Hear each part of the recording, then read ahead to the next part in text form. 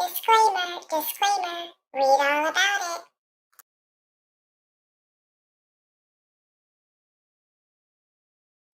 Hello, hello, my beautiful people. Happy Saturday.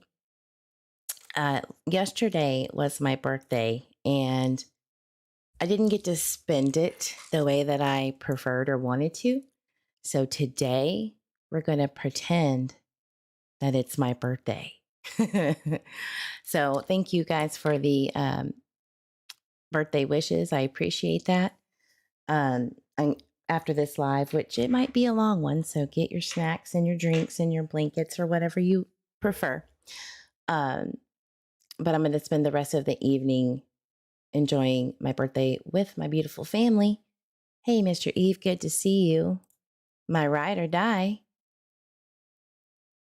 And someone who has had to endure some hatefulness just because he supports his wife, because that's not the American way. Don't.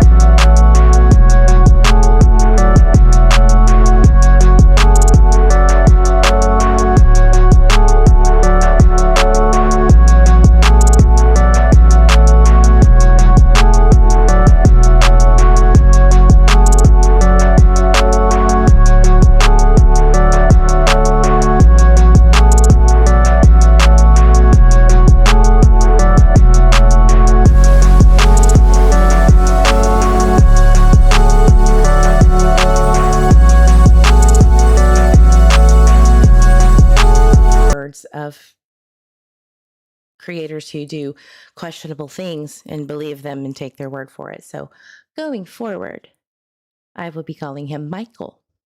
That is his name. That is his name. So I will be respecting those wishes.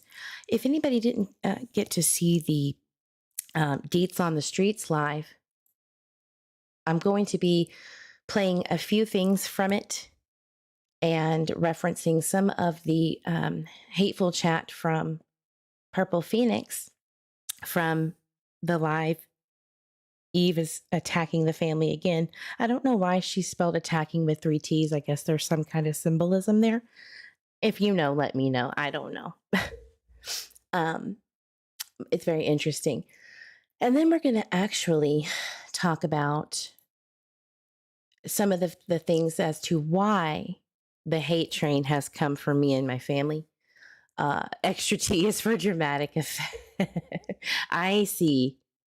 TTT. Got it. Maybe it means Twitter twat tally or Twitter twat, I don't know, Thanksgiving, whatever. It is still grammatically incorrect, and I don't like it. Thank you, Christina. Everybody, thank you for the birthday wishes. Again, thank you for being here. Susie Ann, I'm so glad you're back in my chat, girlfriend. I've seen that you have been rooting for your girl, Eve. I appreciate it.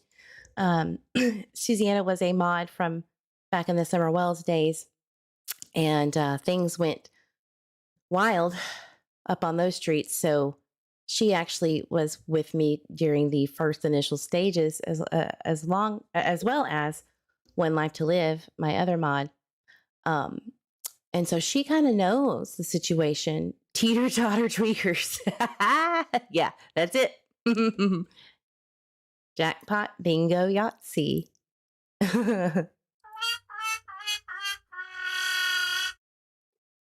You know?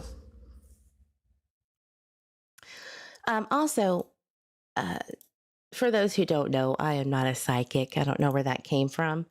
Um, there's a thing called mediumship that everybody knows, and I have um, spoken on in regards to um, coverage, and I don't do that anymore. I don't put that out there. That is something for the future members only lives. Once I am not the target of hatred out there for people who have no hairline or people who can't spell or drift off to sleep, who get drunk on whiskey and berate people, or who try to dox on Twitter, all of those lovely, lovely humans. Um, it's for the birds. Doesn't, man, I'm on it today. On it. Got my soundboard up, ready to go. It's warmed up. I got you, fam. We can be entertaining and discuss a child's case. It is okay to do so. What else can we do? What else can we do? Thank you, Jackie. Thank you. Now, there has been requests that people should back off away from my channel because of the hate that has come my way. Whether or not I deserve it or not, just don't be here. So if that's what you want to do, you are more than welcome to not be here. Just go ahead and hit that like button on your way out for that last time. Don't come back. I appreciate you. Thanks. Hey, I fall asleep with some of the late lives not under the influence. Oh, great. That's good. That's good. That's good. Twin thing, I'm back, was making the hubby some lunch. You do that too? You do that too? Uh-oh. If you do anything that I do, it's not good. You might end up on the Steve show.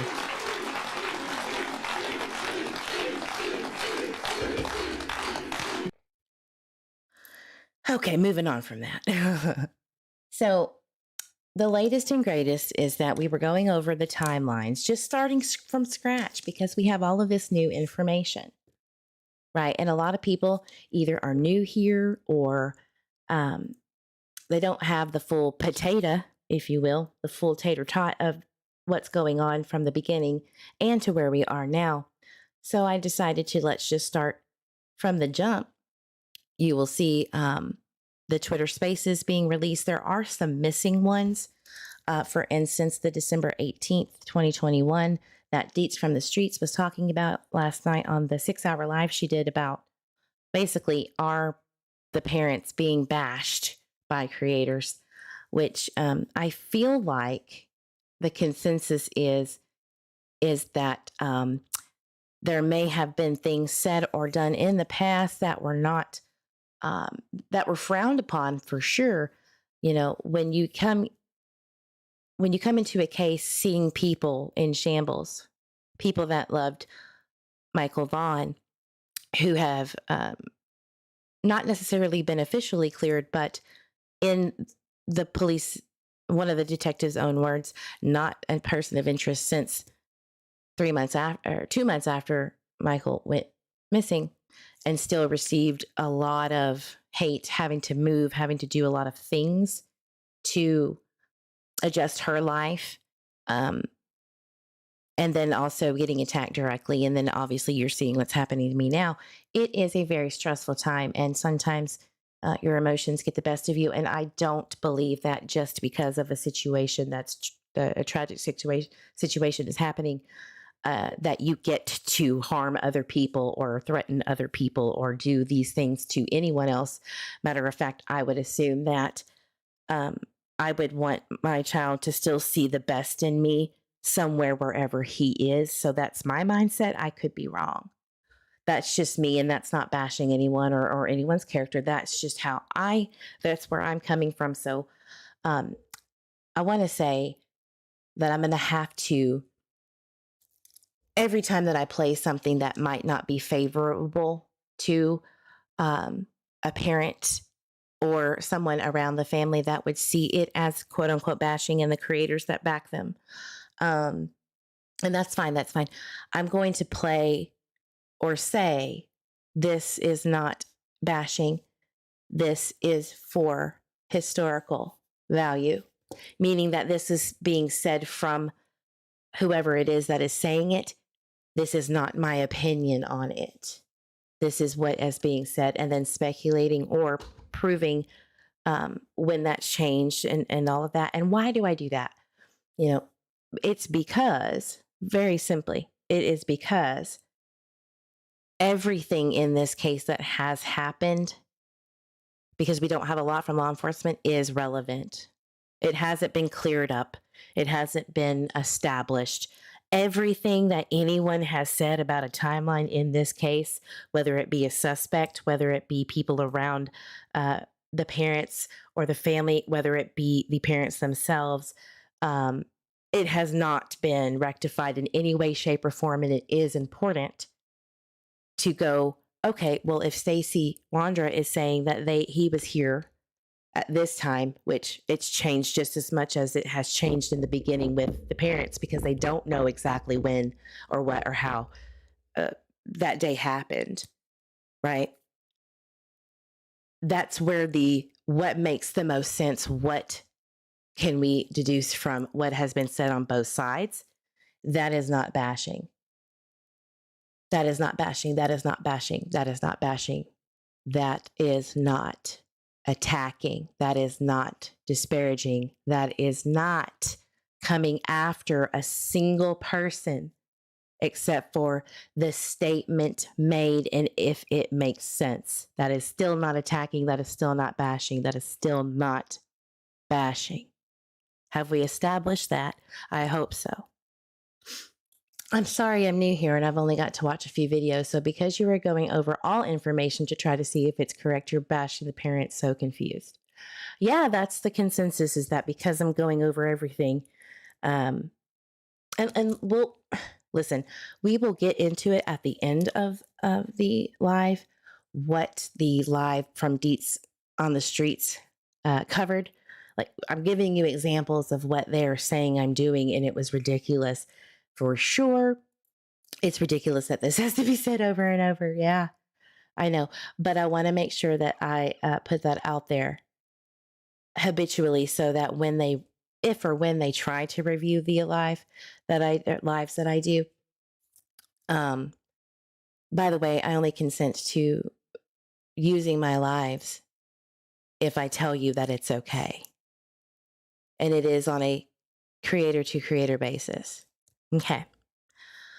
Now, let me get this little bit of pettiness, because this is all of the shade intentionally for a creator who has problems paying their light bill on time. There was a reading, a tarot reading, which is ironic because, the creator that said that I should have seen this from a mile away because I'm a psychic, which is wrong. I'm not a psychic. They had an opinion, a reading that was atrocious. Really, it was wrong. And they did a bunch of cards, and I did my own little one. And this is the only one that kept popping up, and all of my cards flew out of my hand. I don't know what this means. Maybe you could help me out with this, but nothing else but this one was popping up for your girl Eve. So I don't know what to do. Maybe you could help me? One moment, let me pull it up. There we go. There it is. This one that's the only one. I tried so hard to get these cards and spirit, all of the spirit, into my reading. And this one just kept popping up no matter what deck I used, no matter what I did, no matter what gods or goddesses I called upon. It just kept coming up, and I don't know what to do. You can let me know. Maybe I need some spiritual guidance. If somebody has an important shaman that I could contact to get this information cleared up, I would appreciate that. I don't know what to do. I must have lost my powers or something. Maybe maybe it's saying that I'm the devil. I don't know. Beelzebub, one of those. But I asked it, this isn't about me, is it? And nothing came out. And then I said, is this about somebody talking? And it kept coming up. It's very, very, very stressful, some of these readings sometimes. All right, moving on. So, timeline. Issues with the timeline. Now, I don't know about you, but I have been told, or I don't know if you've heard, I have been told to shut my mouth, as you know, about the recordings.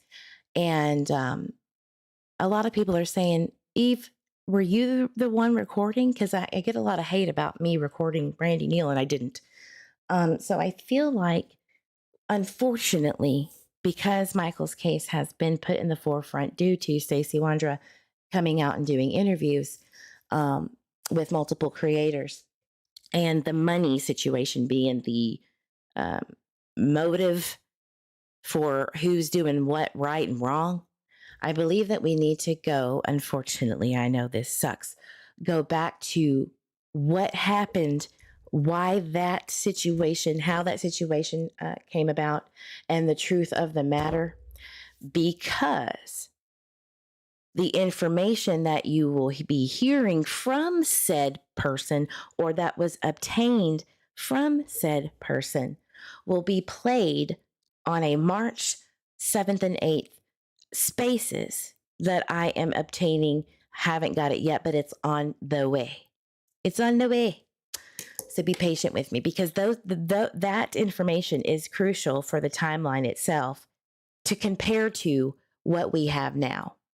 It's not bashing, it's not attacking, it's not bashing, it's not attacking, it's not bringing up old wounds. It's not trying to make anyone feel any certain way, except for what can we deduce of what happened to Michael Vaughan that day, that no one can tell you exactly what that is to this point until law enforcement brings charges and brings it to trial.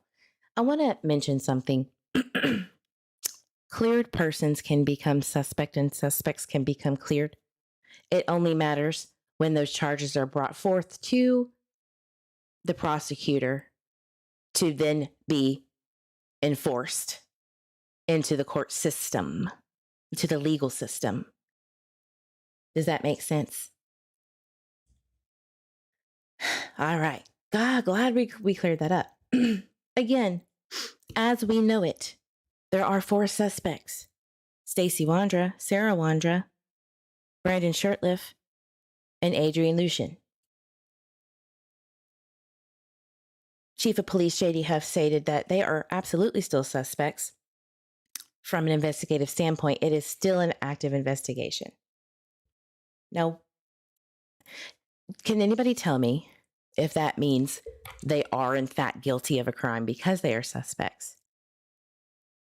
And if you were once a focus of the investigation, does that mean you were a suspect at one point? Even if it wasn't publicly stated. I'm trying to clear the air so that I don't get it wrong. Just Me says, I have always called him Michael. Well, that's what I'm going to continue to do as well. Listening Eve at True Crime. Will Eve left you a gift in DM? Oh, appreciate it. Let me go look. One moment, y'all. Do do do do. Doom doom doom doom doom do do do do do do do do do. Oh yeah. Oh man. Damn it. That's the card I need. This is the card that should be pulled for those that say, how can I hate on True Crime with Evil today? How about go this yourself? That would be fantastic. Thank you. All right. Thank you, Lenny. You the bomb. You the bomb. So let's go over the timeline that apparently I can move timelines and that's criminal. Like that was what I was told that I was doing, that I move timelines, therefore everything changes and I am guilty. I might as well have done the crime myself. Remember that. So, Brandy takes older sister to school for color guard in between 7:25 to 7:35. It was hot as Hades that day. You have to understand that it was moved earlier at the time because of the heat wave that was going on in Idaho, and it was awful. So I believe they shifted it 30 minutes or an hour before, something like that. But Brandy states that she doesn't remember this. And so why is this important? Because what if whoever it is or whoever it was that was watching the house or was watching the family, because that's what they said, they felt like they were being watched. So let's just say somebody was looking and watching and they saw this opportunity coming a mile away. Now, do we know what happened when, Brandy comes back home to get ready for work? Not really. The spaces, she does explain,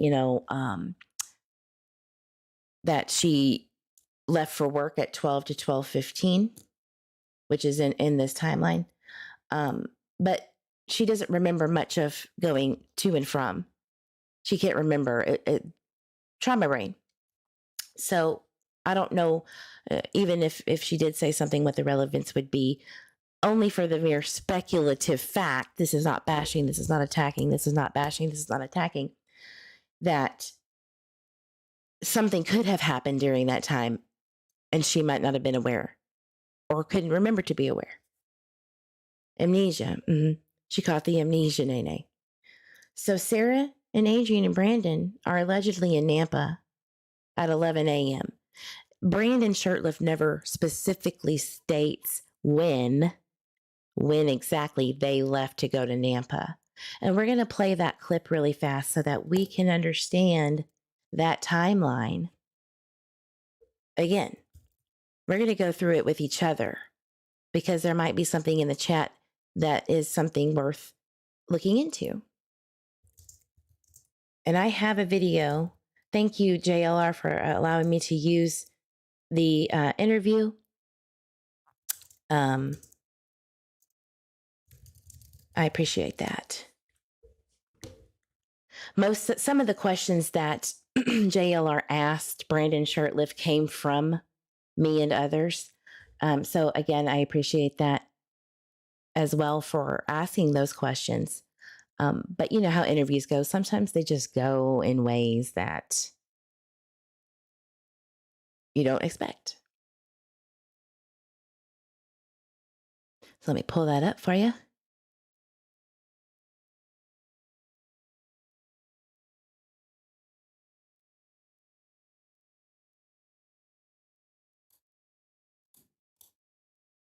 One moment.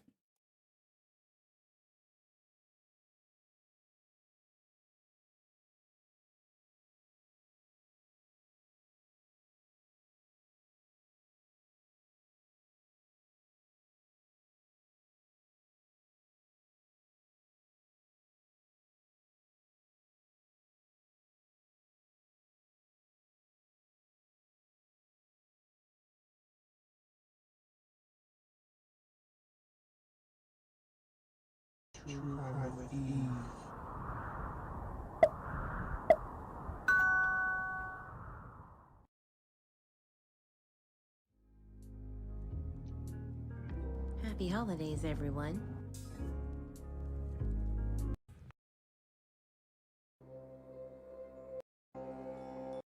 One immediately. Last scene where Alive. Why not search then? I don't want to think she's dead, but it's a possibility. To missing 5-year-old Michael Vaughan of Fruitland. Fruitland police say they have made contact with the men who may have information about Michael's remains. Last week, they asked for the public's help locating 30-year-old Brandon Shirtlift of Cuna and 32-year-old Adrian Lucien of Toledo, Ohio. That is Lucien there, and then that is Shirtliff. Both men were staying at the home of Sarah and Stacy Wondra on Red Wing Street when Michael disappeared back in July of 2021. Fruitland police say they are working closely with the Payette County prosecutor as they continue to investigate. Let me tell you what's wrong With y'all y'all motherfuckers.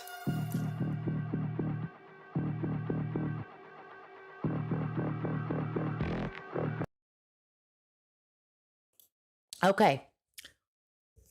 So here is the July 27th, 2021, 4:47 p.m. timestamp that was allegedly sent to LaWanda Westbrook via Twitter. She states this, and that they still had enough time to go abduct Michael. And she wanted to make sure that you knew that. Okay. So that is, I'm assuming, a credible source, right? And we don't know, excuse me, we don't know for a fact who this came from, but we're gonna take your word for it. Jesus Lord. So I'm gonna make sure that this came from this person from 447, allegedly from Brandon Shirtliff, sending this information. Okay, let's continue. Does everybody see it? We're good? Okay. The idea, but you're saying that they couldn't have done it. Now, let's go back to that day Michael went missing, right? So Yeah. that morning, where were you all at on July 27th, 2021, the day Michael was reported missing? Where were you guys at in the morning?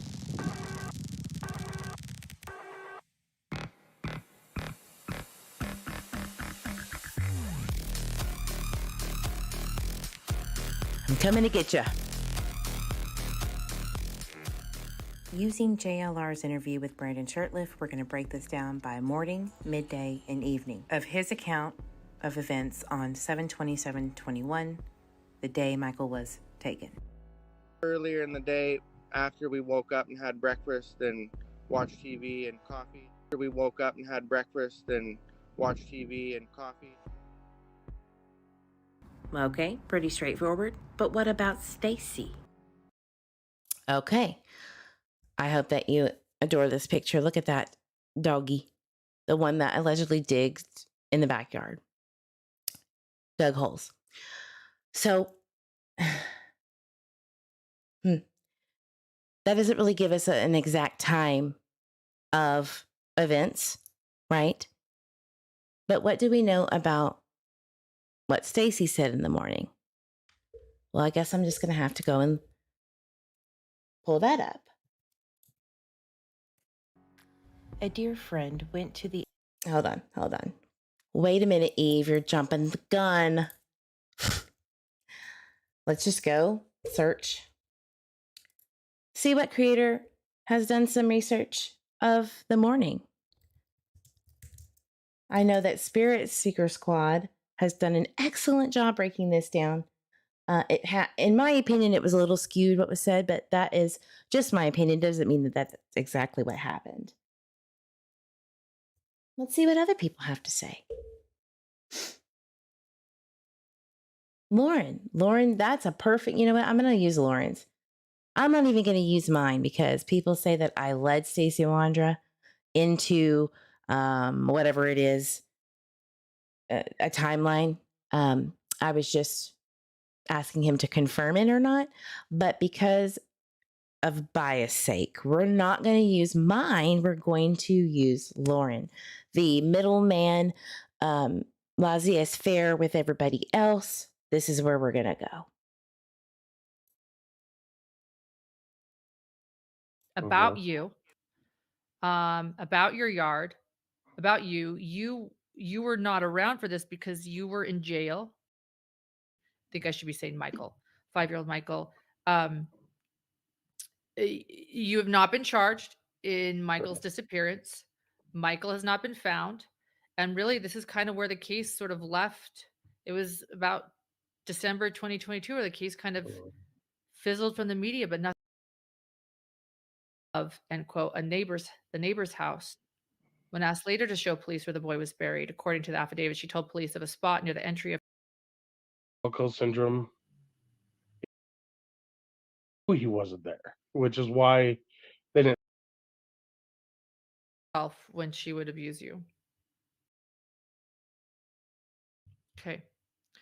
I'm getting some people discussing. We started the day, got up, had breakfast. Oh, damn it. I found it. Sorry about that. I should have got the timestamps beforehand. I wasn't sure who to use yet. And it just so happened with my spidey senses and my non-psychic mediumship that this was the way to go.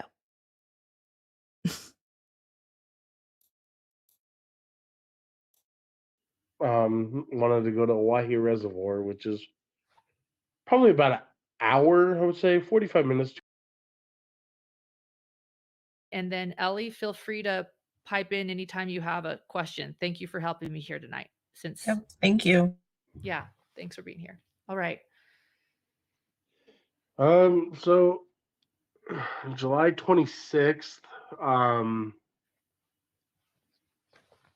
I'll just start the day before, just to kind of give you guys an idea. July 26th, Sarah, Brandon, and I had taken a trip to Oahe Reservoir, which is in Ontario, just outside of Oregon, a little ways. And for those to understand the geography, I've been there. Ontario, Oregon is right on the border of Fruitland, Idaho. So this is a border town. Oregon, Idaho, it's where they meet. Fruitland, Ontario. Okay, go ahead. And we had decided we wanted to go fishing and wanted to go to Oahe Reservoir, which is probably about an hour, I would say, 45 minutes to an hour from Fruitland. And where we were that whole day.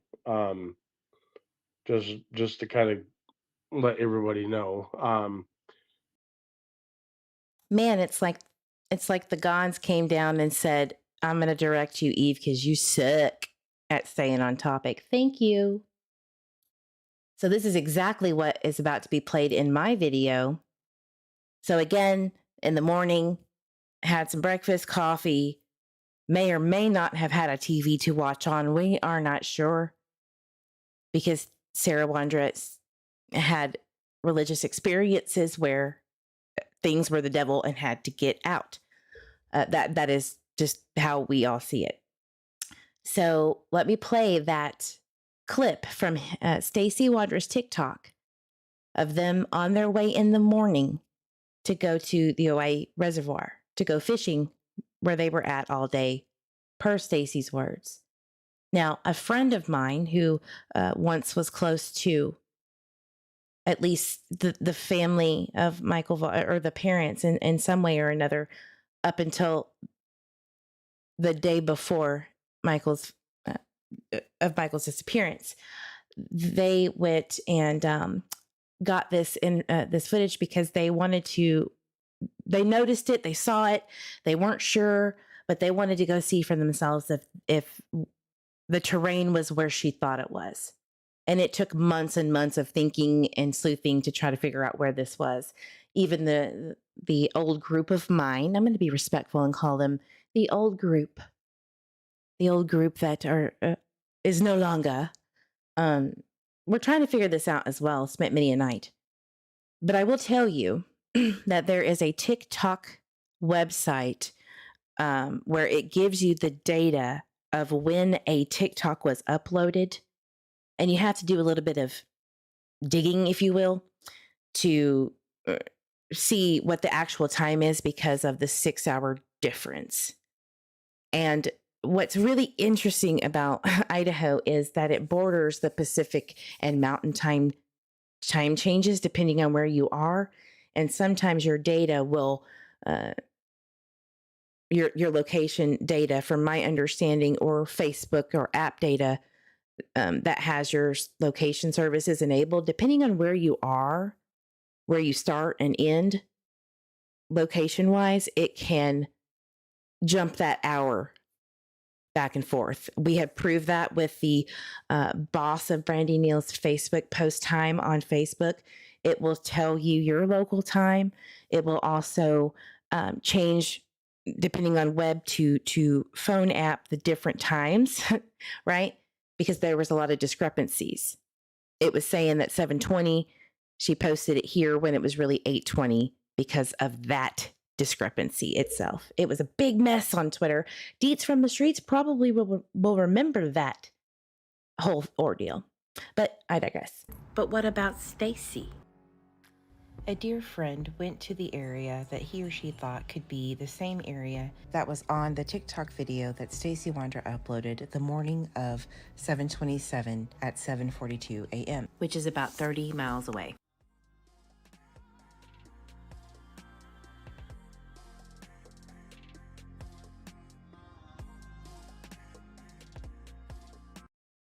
So we confirmed that this is the location, comparing the TikTok from Stacy Wondra that was again uploaded on 7/27/21 at 7:42 a.m. But he's stating that they were there the morning before on the way and was there all day. Makes sense? Okay.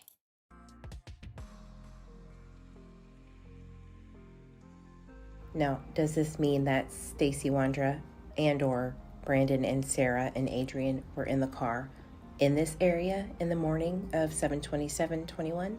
Or did he upload it at that time while he was at home or somewhere else? I do not know. I'm hoping the metadata could prove that information. And by God, here comes Stacy Wondra. When was this uploaded? This was uploaded, let's see, December 14th, 2023. Homeboy gets out of jail sometime and is released in December. I can't remember the exact date off the top of my head, but Homeboy gets out and he talks about it a month later. It's almost like I might be psychic after all. I don't know. Probably not. So he's stating that that trip happened the day before. Again, it was uploaded in the morning of 7/27/21. Well, what's the relevance? We don't know yet. We just need to establish that this is what is said. So what does Brandon know about Stacy's whereabouts that day? All right, so where was Stacy during all of this? We will get into that in just a minute. Let me finish what he is stating happened on 7/26. And then, the 27th was just a normal, typical day. We didn't, nothing different was about it. I mean, we started the day, got up, had breakfast. He was never with them. Shower, just getting ready for the day. And then Adrian wanted to go see his son, I believe, or daughter. I'm not sure. All right. So that's all he really states about the day before because he's getting into 7/27. I'm going to check in with chat really quickly, see what's going on. Cesar Garrido was not with them. From my understanding and what I have heard and not heard, Cesar Garrido was not around. Again, from my understanding, he was taken to, I believe, wherever he was, in 2020 on the Facebook post. So that was a 2020 trip with Cesar in the back with his peace sign, deuces up photo. Apparently they had hung out for a minute wherever they went. I'm assuming Washington at that time. I believe it was some kind of trip for something, obviously. So that's what I know. That was in 2020. So Cesar Garrido is, from my understanding, not a part of any time around Michael's disappearance. I don't know for a fact. That's just what I have observed. So now we're getting into 7/27. So let me type on 7/26, 2021, Sarah, Brandon, and let me correct that. Stacy, they took a trip to the Ojai Reservoir where they fished all day. Now, you're probably thinking, they don't fish. That's such a lie. No, they really do. There is actually a Google review from Sarah Wondra herself 2 years ago, almost 3 years ago. I can't give you the exact date because the Google review doesn't give that to you unless you purchase the metadata stuff. But Black Canyon, I think it's like a bridge over the river. She states, great fishing. Had a good time. So she does, apparently. I mean, she has that going for her at least. But I'm not sure exactly what the gender was, but I know he wanted to go see his kid. And so Sarah and Brendan and Adrian all left probably about 11 o'clock in the afternoon, or in the morning, I'm sorry. And they went to go take just to kind of let everybody know. And then, you know, the 27th was just a normal typical day. You know, we didn't, nothing different was about it. I mean, we started the day, you know, got up, had breakfast, you know, shower. So someone said, is there proof of them going fishing? I can't tell you for 100% fact that is true, except for, you know, what I just played here. But that TikTok was uploaded that morning, the day after in the morning. So that's all I can tell you. However, I was sent a photo of a fish in a cooler from Stacy Wondra randomly. I don't know what time, date, or any of that was. So fishing was of interest for sure. That's all I can tell you. You know, just getting ready for the day. And then I guess not. Adrian wanted to go see his son, I believe, or daughter. I'm not sure. I'm not sure exactly what the gender was, but I know he wanted to go see his kid. And so Sarah and Brendan and Adrian all left probably about 11 o'clock in the afternoon or in the morning. So when someone that has been trying to bang old Eve into the ground said that I am moving and shifting timelines around, I'm going based on what was said. That's it. And speculating on that, as deets on the streets that you will see later had explained to Miss Ma'am. So that's why I put here 7/27/21, Sarah, Adrian, and Brandon are in Nampa. Speculation. And I can also say per Stacy Wondra. Right? Now that I can say that. So the bird on the word of Eve says that I'm getting my information from my booty cheeks. It is not true. As you can see, I don't do that. But we're going to finite this bad boy until we can't no more. So Sarah, Adrian, and Brandon are in Nampa. Let's say around 11 a.m. Okay? Clear as mud? Am I being too catty? If I need to reel in the way that I say things, tell me in the chat, and you have to at least be kind about it. You could just say, yes, please. Or no, girl, do your thing. Whatever you want. Just be kind and hit that like button if you haven't already.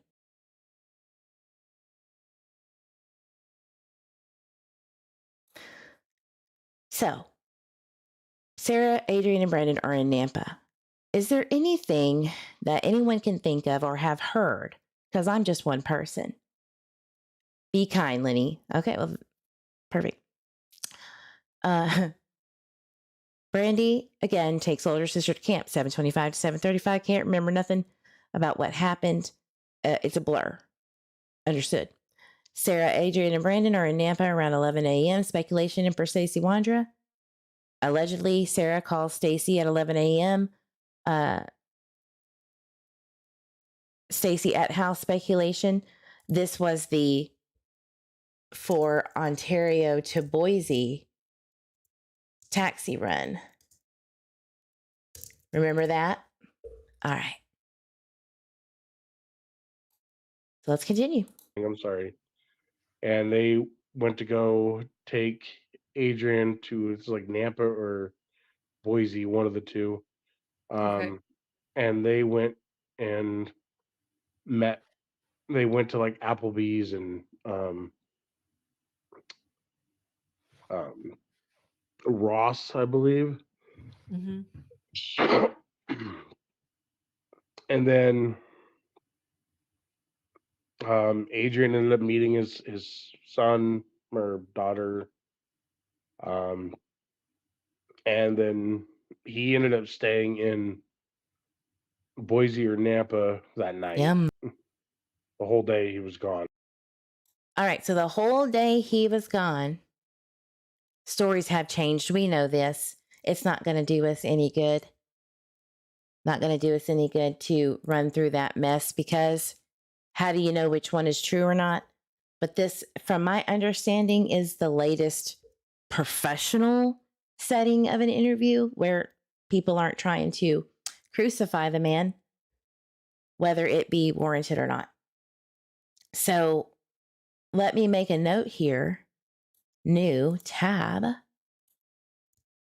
Stacey states that Adrian never came back after Nampa trip. Right? Okay. And that was on Hidden True Crime. Painstaking, ain't it? And Sarah and Brandon came home later on, but backtracking, Sarah had called me with a taxi phone call saying that a guy needed to go from Ontario, Oregon to the Boise airport. And so Sarah was not home at the time to do it. So I was like, okay, I'll do it. It was a $150 ride. So I was like, yeah, absolutely. So went and picked this guy up in Ontario and then drove him. I left about 1 o'clock in the afternoon. On the way out of the subdivision, I ended up having to stop at the pull-off spot at the splash pad because I had dropped my can of chew, and I wasn't able to reach it.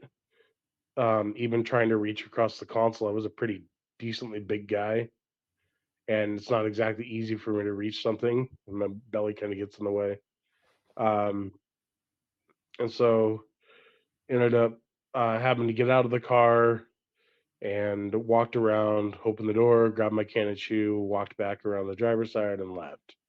That was probably about 1:15, 1:30ish.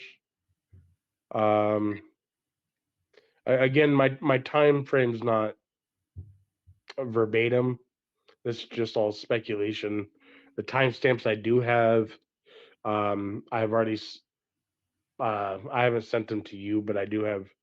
You said that I think you said you've seen them, of the timestamps of the night of towing the vehicle and stuff. Mm-hmm. Now, let me ask y'all this.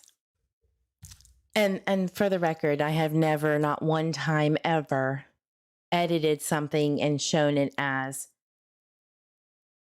what was edited. Not one time in my life. That is despicable. And I have been accused of that. I have to say this because this will be legal documentation for things in the future for people who have said that about me. So that did not happen. Okay. That is that's criminal. It really is. So we have seen multitude of times the information that was sent, the location data, A&W at 337 to 345, right next to the Albertsons that Randy Neal was working at the time. I'm not sure about now. It doesn't matter. That's what he's stating. That's what he sent me. He was also near Emmett, Idaho, and Kuna, Idaho at 9:56, where Sarah had to go take a squat, whether it be number one or number two. Who gives a shit? Shh. I know it's awful. It's awful. Really need to watch my mouth.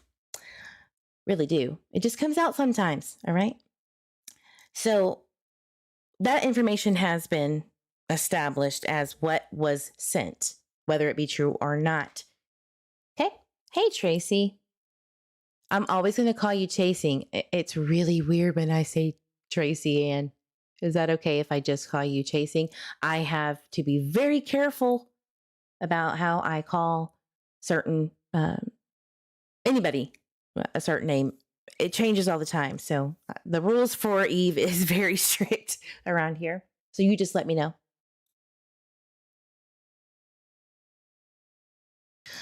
Absolutely. Everyone calls me Chasing. Okay. Just wanted to make sure and clear the air there. So we'll get into that. But anyways, so I went and picked up this taxi customer and drove him to Boise, dropped him off at the airport. Now, mind you, keep in mind, Ontario to Boise is about 60 minutes, 61 minutes. Okay. Now, that's keep in mind that's because Ontario, you have to backtrack a little bit to get there. So we, after I dropped him off, I stopped at Labor Dave, who was a independent contractor, business owner. The owner's name is David Fears, and I ended up stopping there to visit him for, I'd say probably maybe an hour. And then after I visited him, I got another taxi phone call on the way home from Sarah saying a guy needed to go somewhere in Ontario, and I was already on the way back, so I didn't think it was. Sorry about that, Stacy. That's okay. So this is where there was the second taxi ride. This is the second call from Sarah. Let me make sure that I put that in here. That there was the second call from Sarah after David Fears, independent contractor, who I want to mention this. This guy, I did a extensive YouTube video on what happened to Sir Labor Dave. He got stomped. I mean, brutally attacked for not paying his contractors for the work that was done for him, I assume. And the man almost lost his face. It was crazy. He almost died. So if you want to go check that out, I can put the link in for you guys. Just wait until after the live. It's very graphic, and I do want to warn you on this. But it does give some insight as to, who they were hanging out with. From my understanding, David Fears was in the Escalade photo that we all have seen of Stacy. Wondra and Sarah walking out of their home into that Escalade. Okay. So if I can find that really fast. 1 minute. I know I got it. Just so that everybody knows. There is a video out there too. They posted it on their own Facebook, but if I pull up Facebook right now, it's going to crash. Nobody needs that. I got you, fam. Just be patient with me. I also, the last live that I did, I showed the actual vehicle, the GMC truck, burgundy truck. If you need to see that again, just hit me up or let me know. Matter of fact, I'll just go ahead and send it. But I am going to blur out the license plate because that's not right.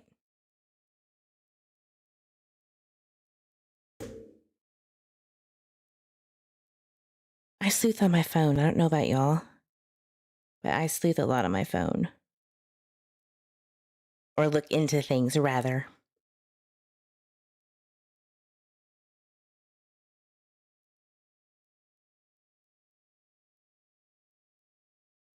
All right.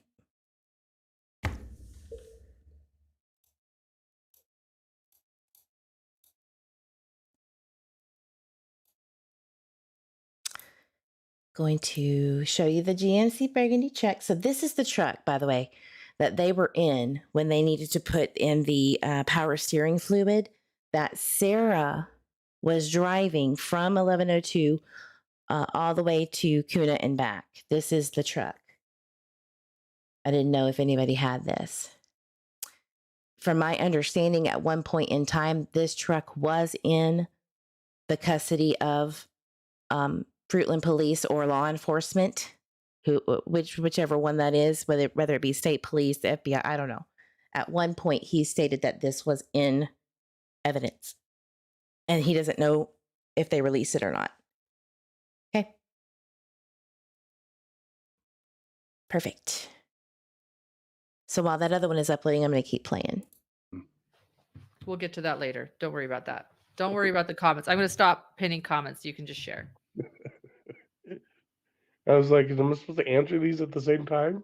No, sorry. Just okay. You can focus on me and Ellie. So I have a couple questions. I want to kind of back up a little bit. So I had to step away for a second, so I apologize if you already shared this and I just missed it, but I saw on social media that you had posted the day before that you had to go to the emergency room. Did you already share what that was about, or can you share what that was about? No, I haven't yet. So she actually went to the ER on the 25th, and I can send you timestamps if you want. But I have pictures of her in the emergency room on the 25th. I posted that the next day. I think it was like after midnight when that posted or something like that. But I know it was posted the next day because that's just when I posted it. Okay. But she was in the emergency room. It was something to do with her diabetes, I think, if I remember right. Okay. And her stomach was really hurting her. Sarah was in the hospital a lot. Her diabetes, she refused to really take care of herself with it. Mm-hmm. Her diabetes was always between the 400 or 500 range. Wow. And she just did not take care of it. And it's not that she didn't try, but she didn't try hard enough. Does that make sense? So the Facebook post of Sarah being in the hospital, I'm going to show you what I know about that trip. And it's actually shown in the location data from Google Photos that Stacey Wondra showed already. Oh man, he let it down. He got gone with it. Whoa. All of it's gone. Well, I'll be damned. Except for the old stuff. Oh man, come on, Stacey. That's hateful.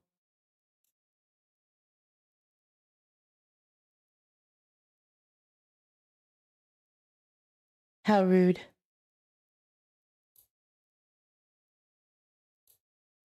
Wonder what that's about. Okay.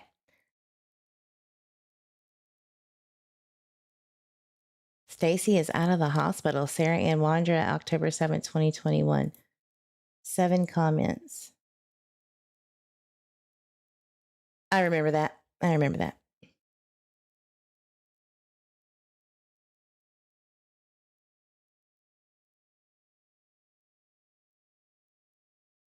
Wild.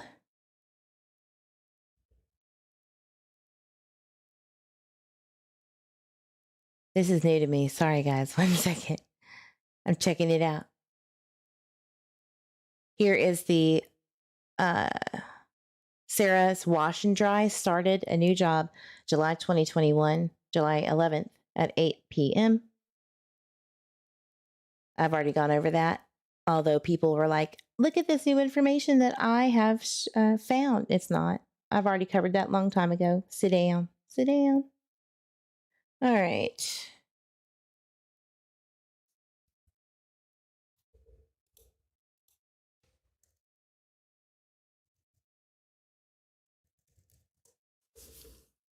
The links don't work anymore. I've already tried to get the links when I pull them up. I don't know why.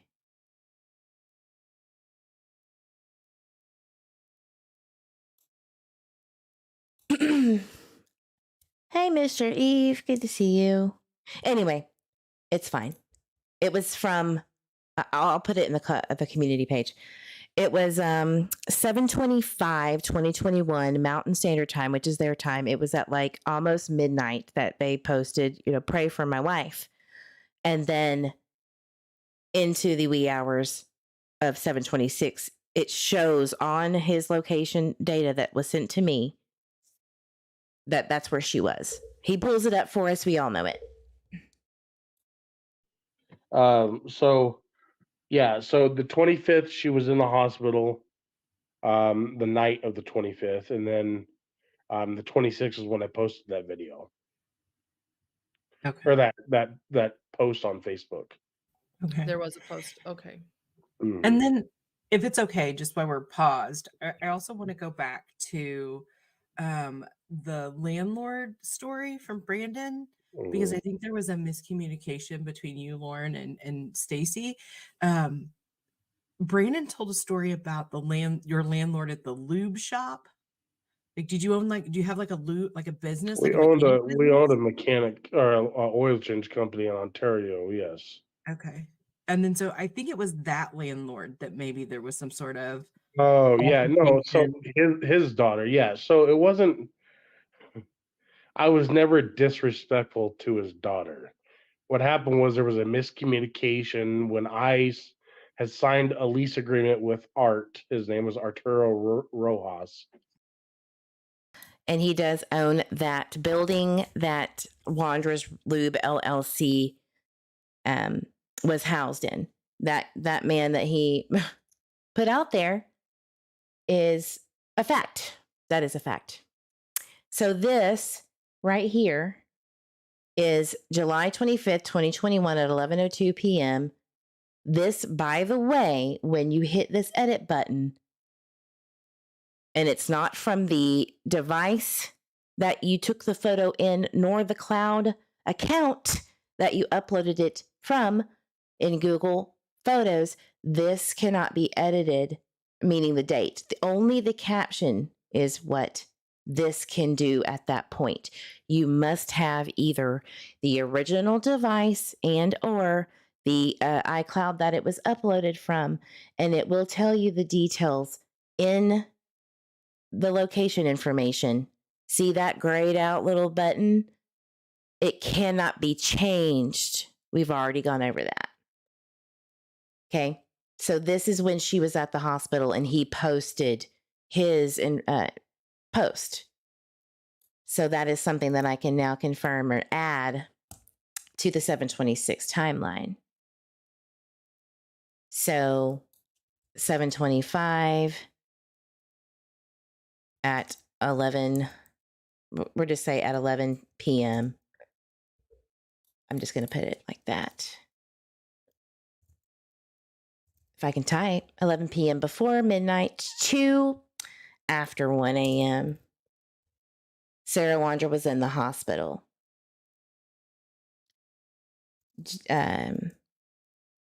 Per Google photo lock data and Facebook post timeline. So it happened. Everybody was like, she didn't go to the damn hospital. They're a bunch of liars. They were stalking out the Vaughan home. Whatever. We know that this is what was said, and we can prove it with the receipts. He was back at the house. So Stacy said, you think Stacy stayed home all that day? Stayed home? We left him there at the house. I don't know if he stayed there the whole time or not, to be honest. Was anyone else there with him? I don't think so. I think it was just him home alone at that point. And that was before we went to tow. So Brandon doesn't know if Stacy stayed home all day while Sarah, Adrian, and him were in Nampa, and if anybody else was around during that time. But we have to keep in mind that Michael was seen up until about 6:30 because the abduction time is probably between the time of 6:40 p.m. and 7 o'clock p.m. on the 27th. So there's really not much we can go on. I find it interesting, and I'm not a behavioral analysis person at all.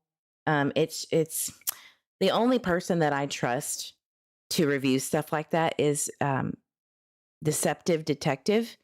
Wonderful coverage on deception, and it's not really about the behavior, it's about what was said. And I'm like, thank you God, there is somebody out there that looks at what was said more so than the behavior, but you can also coincide both together.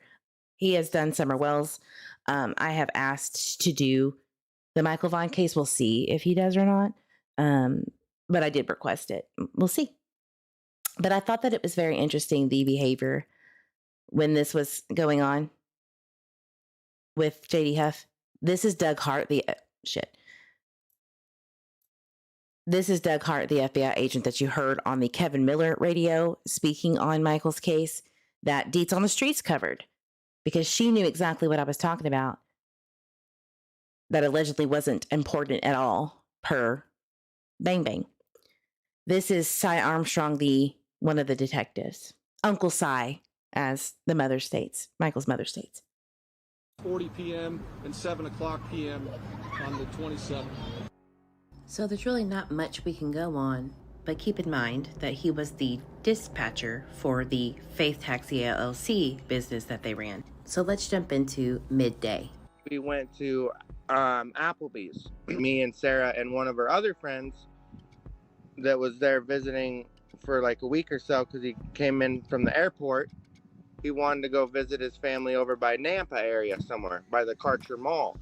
And then after that, me, Adrian, and Sarah went to Applebee's, where we dropped him off there after me and Sarah got a chicken sandwich and a soda pop over there at the Popeyes. So Stacy's there, you guys go out. What about the afternoon from the mall to... Did you see that, Mother Clucker? Stacy's there, you guys go out. What about the afternoon from the mall to you going back to the neighborhood? Did you guys go anywhere else? Stop anywhere else? We just went over to a pawn shop, I think. Just kind of look around at the pawn shop a little bit. And we went to the pawn shop, bought an iPad, and then came back and we were just chilling. And we went and did kind of a YouTube video that day where we were trying to make music. Maybe kind of like this. Tell baby girl, where you at, where you stay.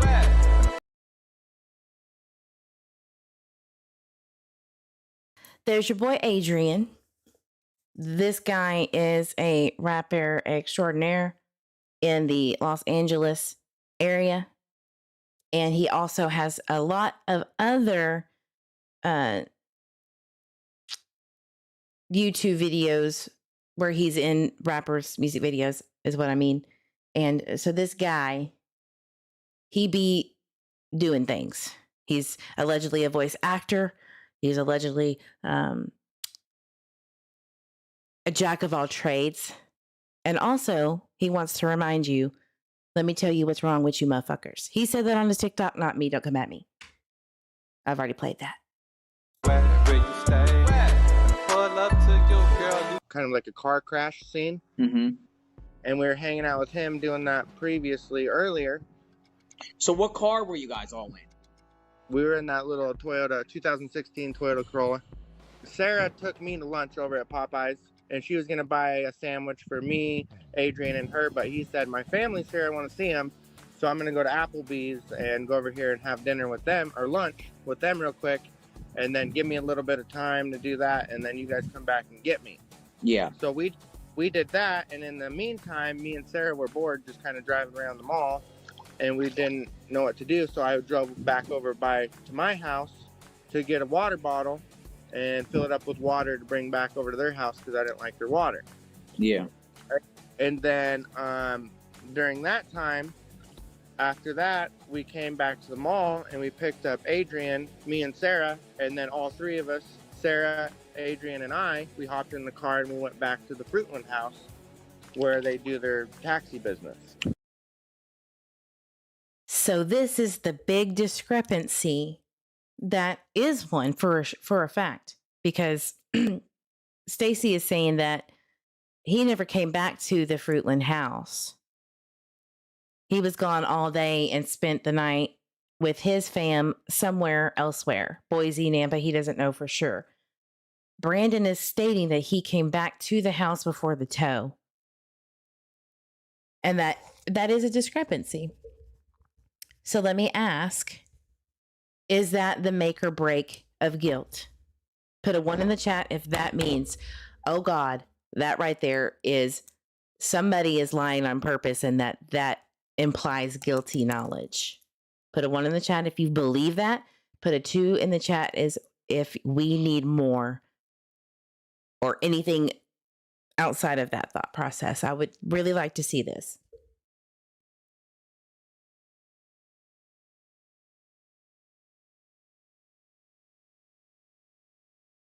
Two.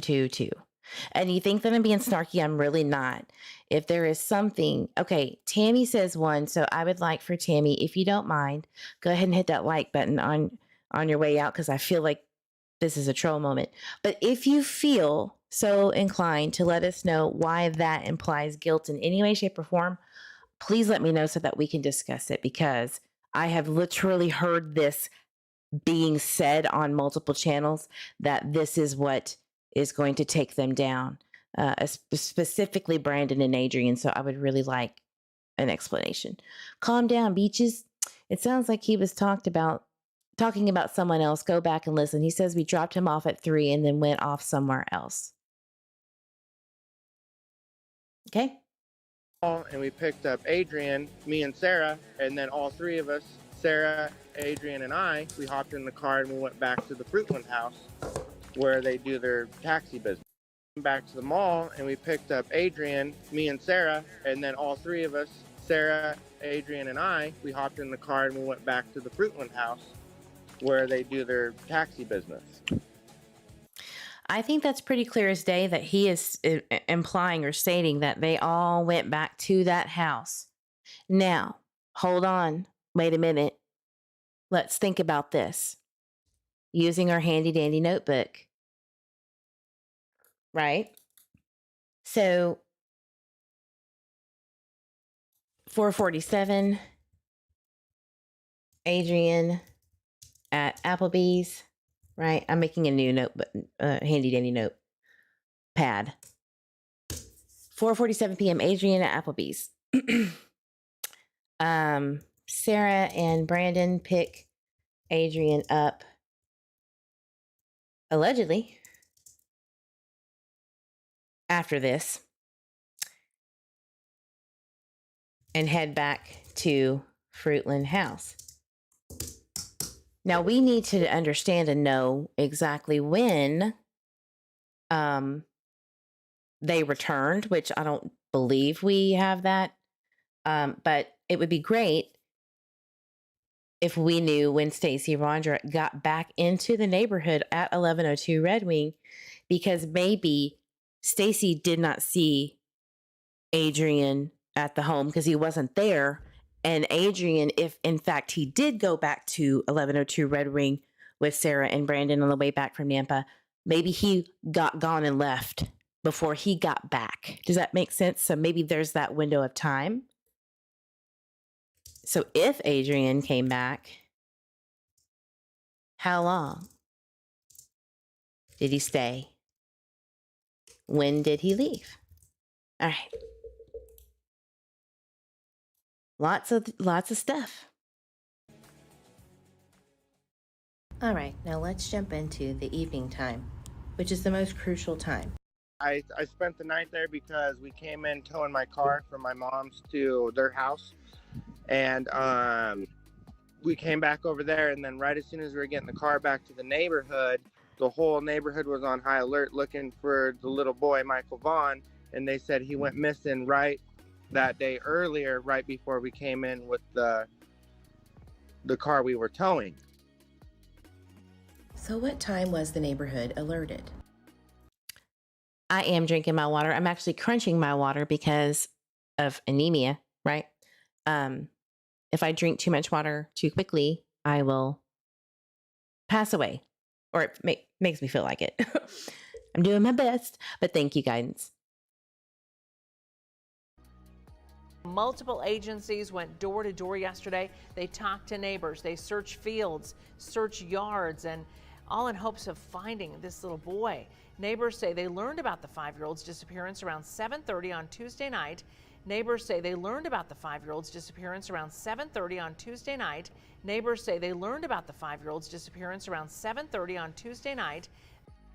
Since the neighborhood was alerted at 7:30 p.m., but there was a search happening, Sarah and Brandon coming into the neighborhood had to have been 7:30 p.m. at the earliest. But if he's telling the truth, it's more likely to be 8 or 8:30.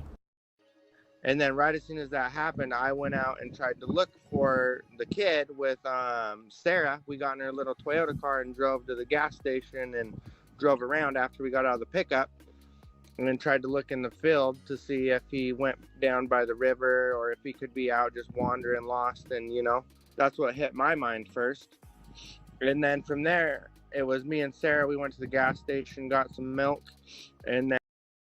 So right here, everybody was up in arms about the damn milk. The milk was for, this is Crime Lines and Lies saying this. You know who drinks milk? A child that you need to provide milk to, as if Michael Vaughan was a baby. Which still, they drink formula if they were a baby. So this doesn't make any sense whatsoever. I will say that. But he is stating that he went to the Chevron to get milk after that. After searching, going into the fields, looking to see if he went to the river, right? He's not saying that he went to go get milk and then went to search. He's saying he did all of those things, and the man's probably thirsty for some milk. I know Stacy Wondra has said that he loves milk so much that he would die for it. I don't know. Cats drink milk. It does not matter to me at all whatsoever, but I give kudos to others who wants to go down that milk rabbit hole. If there's something there for you, cool. I don't see it.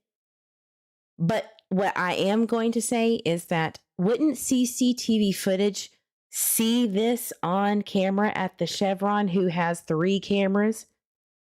Wouldn't it show the CCTV footage on Southwest 8th, on the corner of Southwest 8th and Whitley?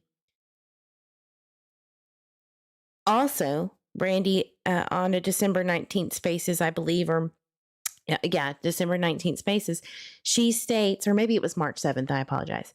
One of those, she states that somebody that used to work with her at the Orada factory in Ontario gave camera footage to law enforcement over by the end of Southwest 8th and Whitley. I believe that was either the one on the corner or the one across the street. I don't know for a fact. And we're going to get into this because there is a guy named Alex who met Brandon Shirtliff at a cornfield job on 7/25/2021. And that is, in my opinion, we're going to sleuth it, potentially that son of the parents who worked with Brandy Neal that may connect some knowledge between, connect the knowledge between each other. I would hope that that has been established. And did this and that and came back. And then right when we got back, Carson had his pickup next door with a light bar on it. So I said, hey, we need to start this up and kind of go look in the neighborhood and the farmer field and the river. We got to go find this missing person report that just came out, you know? What missing persons report is he speaking on? What time did it come out? And what is code red? Fayette County utilizes the code red emergency notification. So calm down, Beaches. The fourth person is Adrian. That is the fourth person. System. And according to Fayette County Sheriff Andy Creech, the first alert was sent at 8:20 p.m. The initial alert was sent to the neighborhood where the child resided, and then the area was expanded to include Fruitland, Fayette, and New Plymouth. There were 4 separate alerts sent out, and the alert system attempted to make calls to over 16,000 phones, 30 phone numbers for the hearing impaired, as well as over 2,000 emails and almost 4,000 text messages. God, I was so pregnant, I believe, when I made that, or not pregnant. Nope. Yeah, because I had recorded this way before this. And I was so out of breath, you know, when you're like almost there and you can't catch a breath and it's all weak. You're all sweaty, miserable, look like an orangutan. That was me. So I apologize for my voice being so meek in this video. Important times are that the 911 call was at 7:21 p.m. The neighbors first alerted of a search at 7:30, and code red alert went out at 8:20 p.m.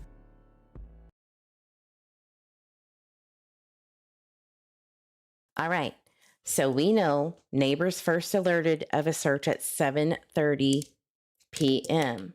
That was also stated by a woman walking her dog around that time. I believe her last name is Miss Church. I can't remember exactly, or Hartman, Ruth Hartman. Anyway, she said, you know, I believe that we would have seen him by now if he wandered off. He couldn't have got too far. And that's truth. That's what she said. So let's put that in here. It's very important, potentially, when you're looking at the timeline, make sure you get everything. So after Grandpa arrives at 7:25, the neighborhood is alerted of a search. Now, I want to remind you that Tyler Vaughan was searching the neighborhood up and down the roads, driving, walking. This is what he states, and we can go over that. Before this, calls Brandy Neal at 7:05, stays on the phone until she gets into the neighborhood where she passes a splash pad and allegedly sees a cop already there. I don't know how that works. I don't know how that happened. But she pulls up to Grandpa at 7:25. They're pulling up around the same time. Grandpa goes into the field roads, the farm road behind their house. And we'll get into that probably another day because it's a lot. But let's continue.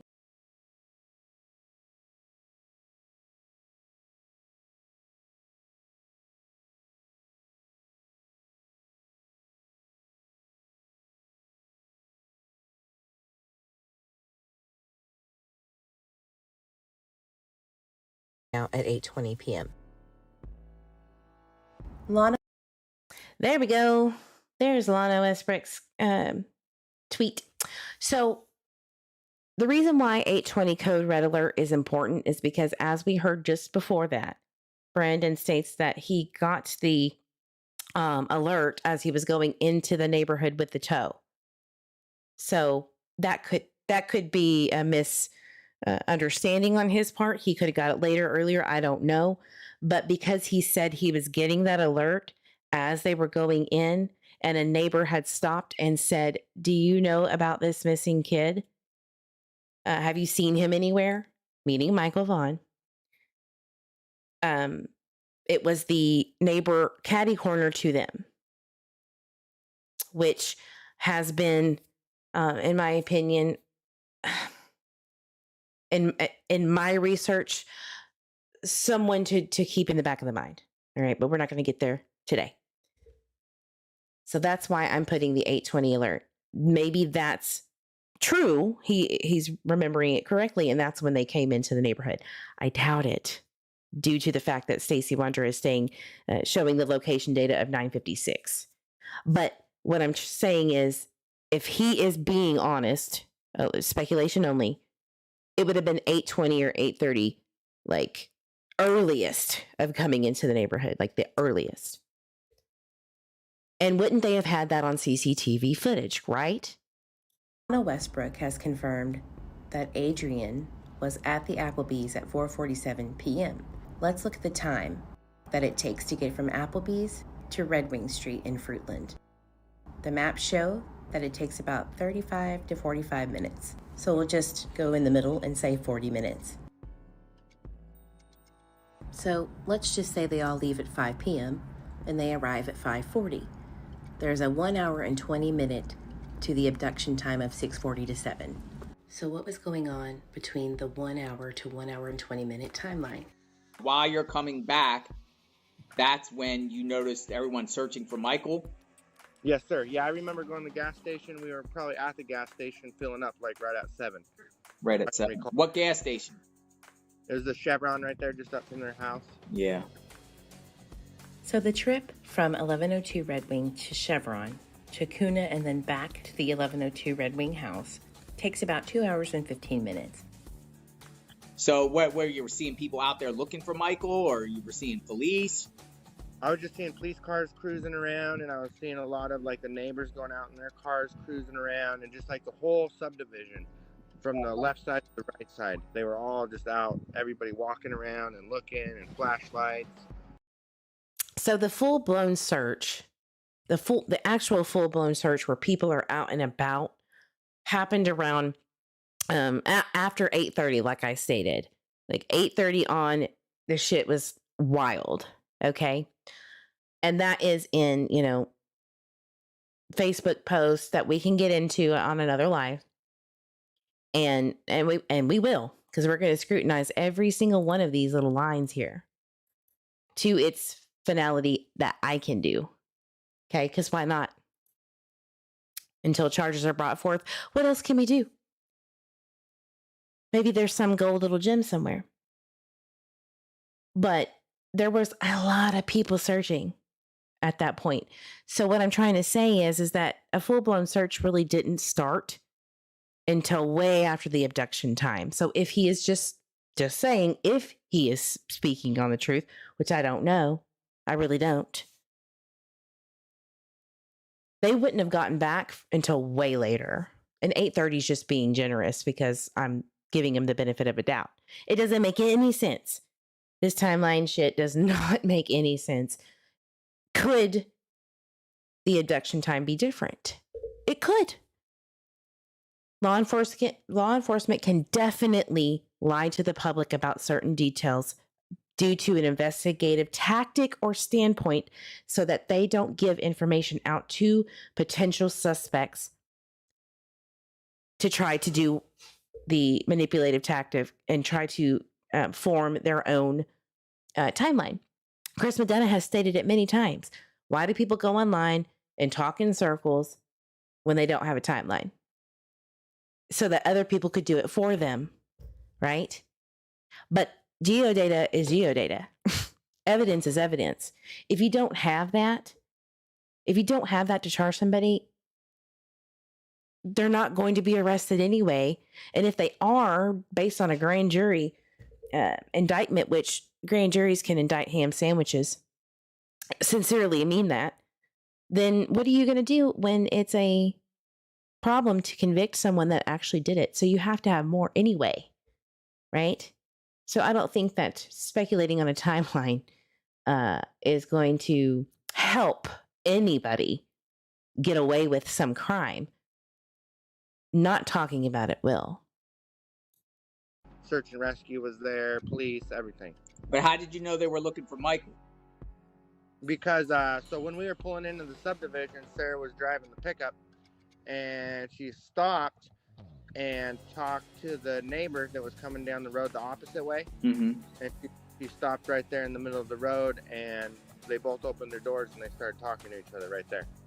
So if Sarah and Brandon pull into the neighborhood and stop to speak to a neighbor, that means that the search has already begun. And if they spoke about the code red alert or they received the code red alert Mr. Eve, you themselves, hush. that means they probably came into the neighborhood anywhere from 8 to 8:30 p.m. You told me you never seen Michael Vaughan before in your life prior. Right. I never met him or his parents ever before. Now keep in mind we're just humoring Brandon and assuming that it is truth, just for speculation's sake. But it does seem to make sense with what was going on in the neighborhood versus what Brandon.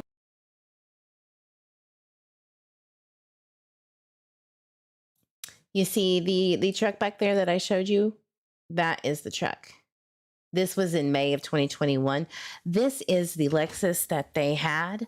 This one right here. That apparently either it broke down or they sold it. I think they sold it or gave it to or sold it to someone to use. I don't know. I'm sure that law enforcement has that information. And this is the green truck that the neighbor was selling. This is where I got that information. The Starkeys. The neighborhood versus what Brandon was speaking about, like the code red alert and coming into the neighborhood as neighbors were searching. Now, one question does remain as to where was Stacy and Adrian and what were they doing once Sarah and Brandon left to tow the Mercedes back from the Kuna home. It's starting to make sense why investigators could see cell phone location data along with this tip that came out of nowhere, allegedly from Stacy, with the times and movement coming in and out of the neighborhood. It would also make sense as to why they searched the Kuna home, because at the time of Michael's disappearance, Brandon Shirtliff and Sarah Wondra are leaving to go to Kuna. And if Sarah and Brandon had stopped in the middle of the road on Southwest 8th Street to talk to a neighbor, that would also seem a little fishy, as it may look like someone was maybe exchanging something or... Does that make sense to anybody? I'm giving the benefit of a doubt just for speculation's sake, not siding with any of the suspects. I am not siding with anyone but Michael Vaughan and what could or potentially have happened or not happened, okay, to him. What I'm getting at is the locations of them stopping here, stopping there, talking to a neighbor. Obviously, they don't have them on camera doing anything specifically to Michael Vaughan unless they come out and say it. I would feel that they would be arrested by now. That's just logic. So does it matter about the tip, whether it be false or not, about Michael Vaughan being in the backyard? People have lied about locations of bodies before. False confessions do happen, and they also don't happen. So that aside, no matter what, they don't have it on camera, or they would have had, they could have had at least charges brought forth at this point. So when they're looking at the geo data, the location data, which you know damn well they are, it might look a little fishy with what they are saying to in their interviews, where they are here and there stopping on the road, putting the power steering fluid in without other evidence that supports Michael Vaughan was abducted by them and taken somewhere, and after burying him, them being everywhere, here, there, and everywhere. How could they have buried Michael Vaughan in between 6:40 and 7 if something happened? First of all, what happened? How did it happen? Why did it happen? And why is he in the backyard? For them to go and take him somewhere, which one is it? Did they bring him back into their yard after taking him somewhere else? Please help me understand that. That is my problem that I'm having. And so that is why the timeline don't make no sense at all to me. Right? Please, somebody help me with it, because I'm racking my brain. How could that be?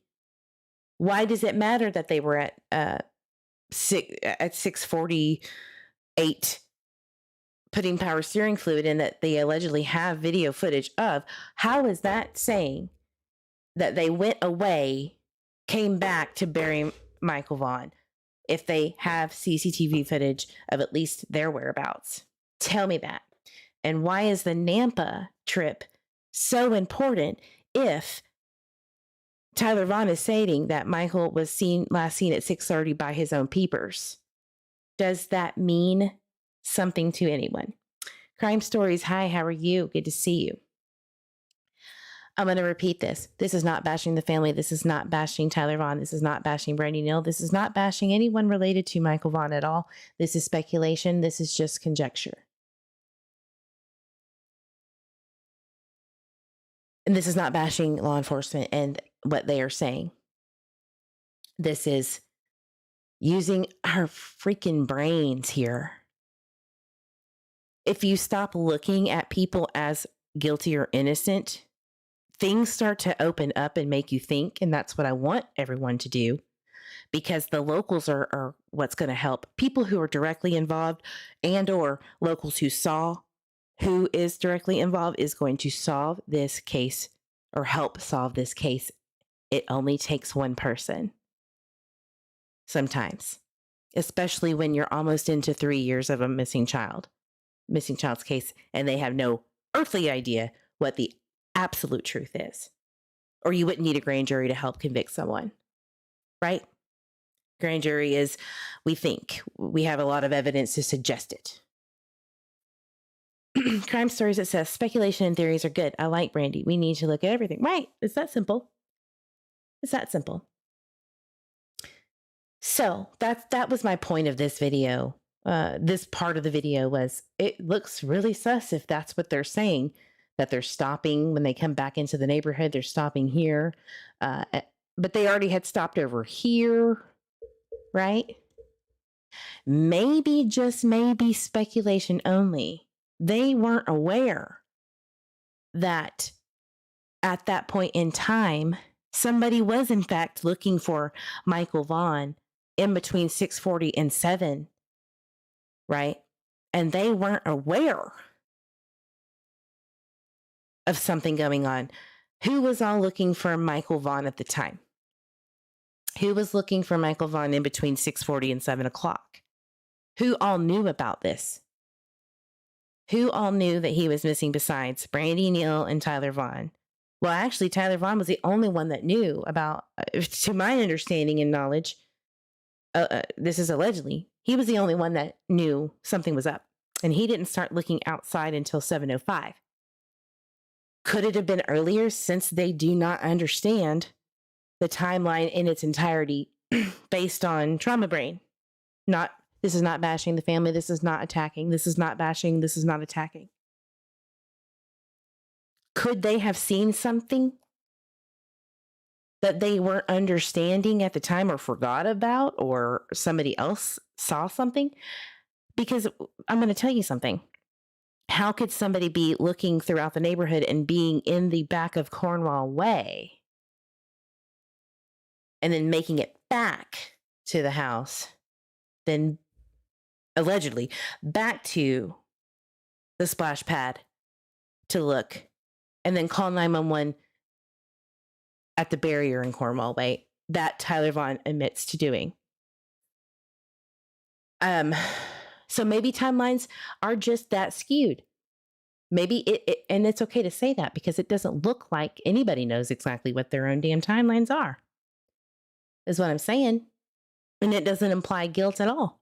It implies that they don't either know or not admitting to it, or whatever the case may be. This is why we're here. This is why we are here. Because it can't be definitive. Is there no cameras around or on any of the houses? Surely they have some. Yeah. So right here at the end of Southwest 8th, there are CCTV cameras right here, that captured the Dodge Avenger and the Honda Pilot on camera. There are also cameras. There's one across the street here. Right here. And from my understanding, there's a house right here that Brandy Neal states that she went and wanted to go beat the door down because I don't even really know. This is just her words. I'm not really sure on the reason. Maybe because there's somebody that lives there that's questionable. I really sincerely don't know. But she said this on a Spaces or to someone, probably to someone that was around. But anyway, they had cameras. It looks like they had cameras on their garage part of the house. There were cameras. There was cameras on the Agile Homes building, which is right up here. So here's Southwest 8th and Whitley. There's an Agile Homes that looks down into the splash pad drainage area. All right. They went back to 5 p.m. at that time to see if they found anybody, any child back there, and they said nothing.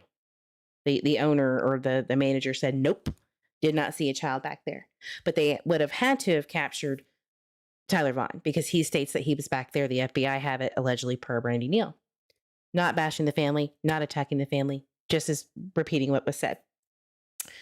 So let's go to, excuse me, Southwest 8th Street in Fruitland.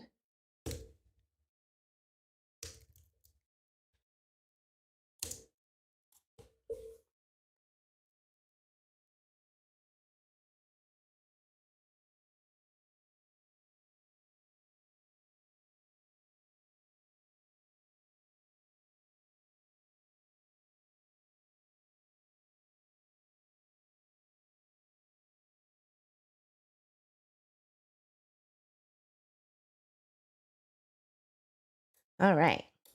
This is from November 2022. We'll go to September. All right. Damn you.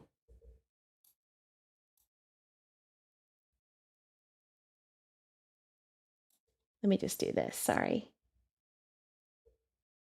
Boom.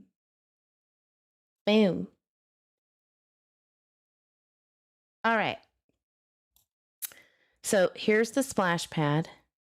Here's on this corner right here, there is CCTV footage right here. On this side and on the other side. In their backyard, if you will. All right. There is CCTV footage. This is, I'm assuming, where they got the information from. Actually, I know for a fact they did because they spoke to someone that, a group of folks that I had once sleuthed with. They admit that that is their CCTV footage. They said it. So that's where they captured that. Back in the back here is where it spits out into the drainage area, into Cornwall Way, which they were looking for people who were back there at one point in time. No matter who it is, that's just what was said. Okay. Here's Cornwall Way. This is Agile Homes right here. Right here.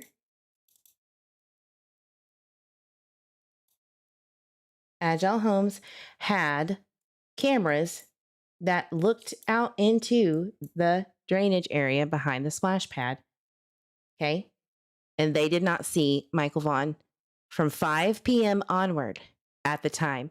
They gave that in the CCTV footage to law enforcement. So they probably pulled it way before then. Okay. So they would know, not us. This is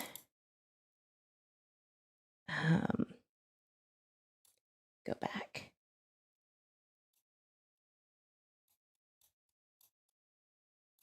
Cornwall Way.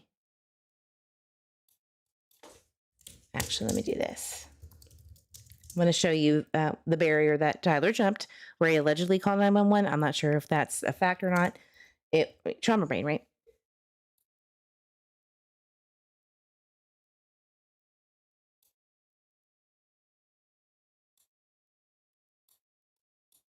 Where is the barrier? Is it 504? And why is it dropping me here? That's weird. It's not dropping me in the right place. It could be me. My brain is fried, that's for sure. My bad. It's 404, not 504. My apologies. This is the drainage area that was jumped. Tyler was looking for Michael Vaughan back there just in case. I believe he at one time had family, or he and family lived over on the block of 500 block of Cornwall Way. So he might be familiar with this ins and outs of this area potentially. So that's where he jumped to get back on track to go to the house because he could not find Michael. So there's a lot of CCTV footage, excuse me, in this neighborhood that would have captured that.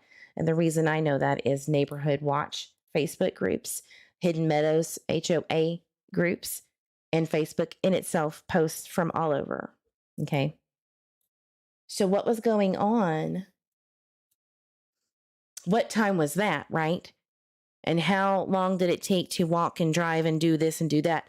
That is the information that's so crucial to see if maybe Michael Vaughan was just over at this area while Tyler Vaughan was looking in this area, and that was the abduction time. He was just missed by Tyler or didn't see him over on this section of the neighborhood, and Tyler was over here on completely opposite, and that was the abduction. Or whatever it may be. Those times are so crucial. Every minute counts, every second counts. And what is it that law enforcement was needing if the suspects are guilty or to be exonerated of their alleged to be suspects? What do they need? Do they know for a fact these suspects have something to do with it? I'm sure they have that information that they will not give to us. But it's a question that I have been asking myself. It's important. It would be wonderful to know when that abduction happened, where at.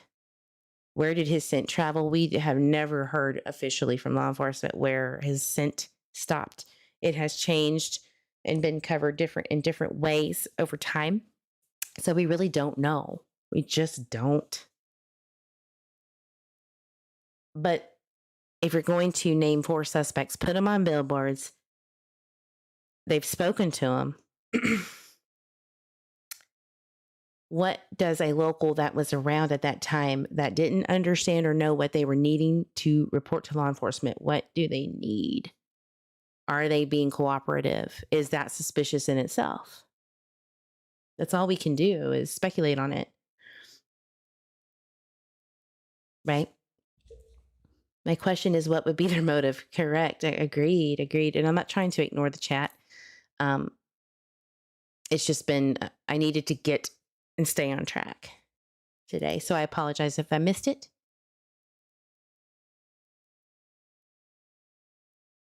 I have went back to Eve Michael video and I see the last 2 years, the timelines changed, the information spoke versus factual details, and it's a lot of changing parts and stories. Only to get to why the timeline is so difficult to help understand where the potential abduction time or time of whatever happened. That's what law enforcement has stated they have needed from the jump. I only heard from Brady speaking on that. I never heard it from the person. I am simply repeating what people reported to social media. Yes, Julia T, absolutely. So let's go.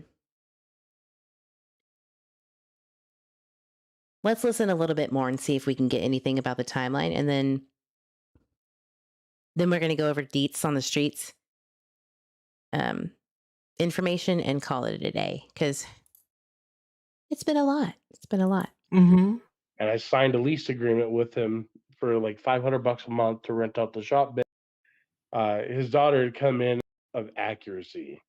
Oh, I didn't realize that. No, he's not. Any other? What's that? Are there any other inaccuracies that you would like to that you know There's that he lots. said that you I would mean, like to address? Just like he did a lot of interviews with the JLR Investigates, and he just says stupid things that just don't.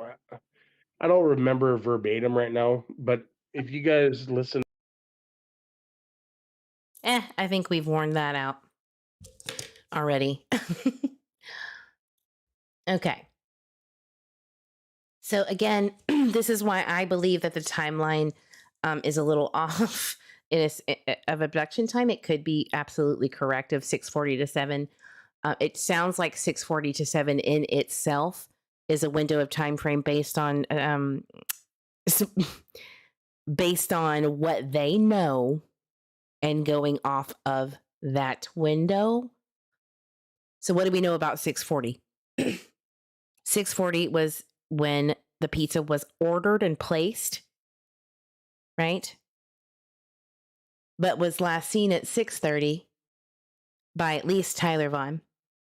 We don't know anything about what neighbors actually witnessed, no matter who you hear it from and what they told them, because it's not officially from law enforcement. Even Chris Madonna doesn't count at this point because he's involved in an active investigation, and it's really wild to me that he could speak on any of that detail anyway. Maybe it was a tactic. I don't know. But we don't know. And how in the world can we even know that they were accurate in what they saw? Right? It's all hearsay. It's unfortunate. So what about the neighbor? What about the neighbors? We're going to probably go over the neighbors in another live because I need to get through to deets on the streets. Let's just go into that. So look out for the neighbors and what was said about the neighbors, which is a wild ass ride. But it's also going to include details about who called in to report something, not what they reported, but there are neighbors in Hidden Meadows. There are neighbors in the Cornwall Way subdivision and this right here, this subdivision where Michael Vaughan's house is in, that may kind of direct us into, are they calling in to report that they have camera footage or some information? Not what it was, but that they did in fact do that. I think that's important. Maybe there's something there. All right, I'm going to pull up deets on the streets because we have a lot to talk about on the accusations on me and my family, and specifically my husband, and what was said that I have done that was obviously proven to be bullshit. Go ahead and hit that like button if you're not interested in hearing this on your way out. I'd appreciate that.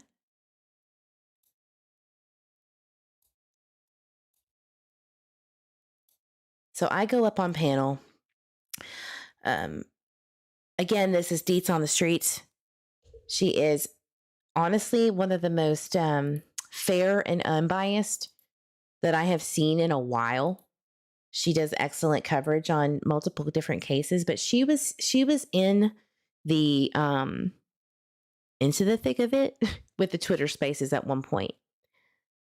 She was there. She heard everything. She knows, where I'm coming from regarding the Twitter Spaces that allegedly is of no importance whatsoever. This is not attacking the family. This is not attacking anyone. So, of course, Crime Sleuthin was right on my heels in the chat. Miss Debbie, who has said some pretty horrific things about me and allowed behavior in her chat and condoned behavior in Purple Phoenix's chat on a criminal level, in my opinion. So I come on board here to kind of clear the air. And let's see. That's Notre Dame. Okay, hang on. Let me grab an overlay. Hello? Hello, can you hear me? Yes. Welcome. Thank you for having me up here. So how have you attacked Tyler and Brandy? I haven't. The reason why that in my opinion, is being said is because when I play or repeat what has been said by one of the parents or a family member or someone around the family, when I repeat what has been said, that is called bashing. Can you When give I me can you give me an example? Because I could, I know pretty much everything they said. So give me an example of one fact that you've dropped that has been misconstrued as bashing. Sure. So when I state, for instance, that the mother wanted to quote unquote Okay. unalive the babysitter for just existing Uh-huh. and having someone go to the bar to mess with her when Mhm. she has not been a person of interest since September of 2021, Mhm. that's bashing the family. Let me explain that. So when I'm on the phone with someone who is extremely upset, who once really cared about Michael Vaughan and still cares, of course, but at the time was completely devastated as well. No matter who you are or what you think you should be able to do to someone else, threatening them and having someone go and harass them or harm them or hurt them is absolutely not okay. It's criminal in itself. You don't get any passes, in my opinion. I can understand yelling at someone or feeling upset and saying things out of line, but you don't go sending people to go do things to other people at all whatsoever. That is not bashing. And that's what I'm trying to say, that it is not okay to keep attacking these people and having other people do it for you. That is not okay. Put a 1 in the chat if that is bashing. Put a 2 if I'm stating fact.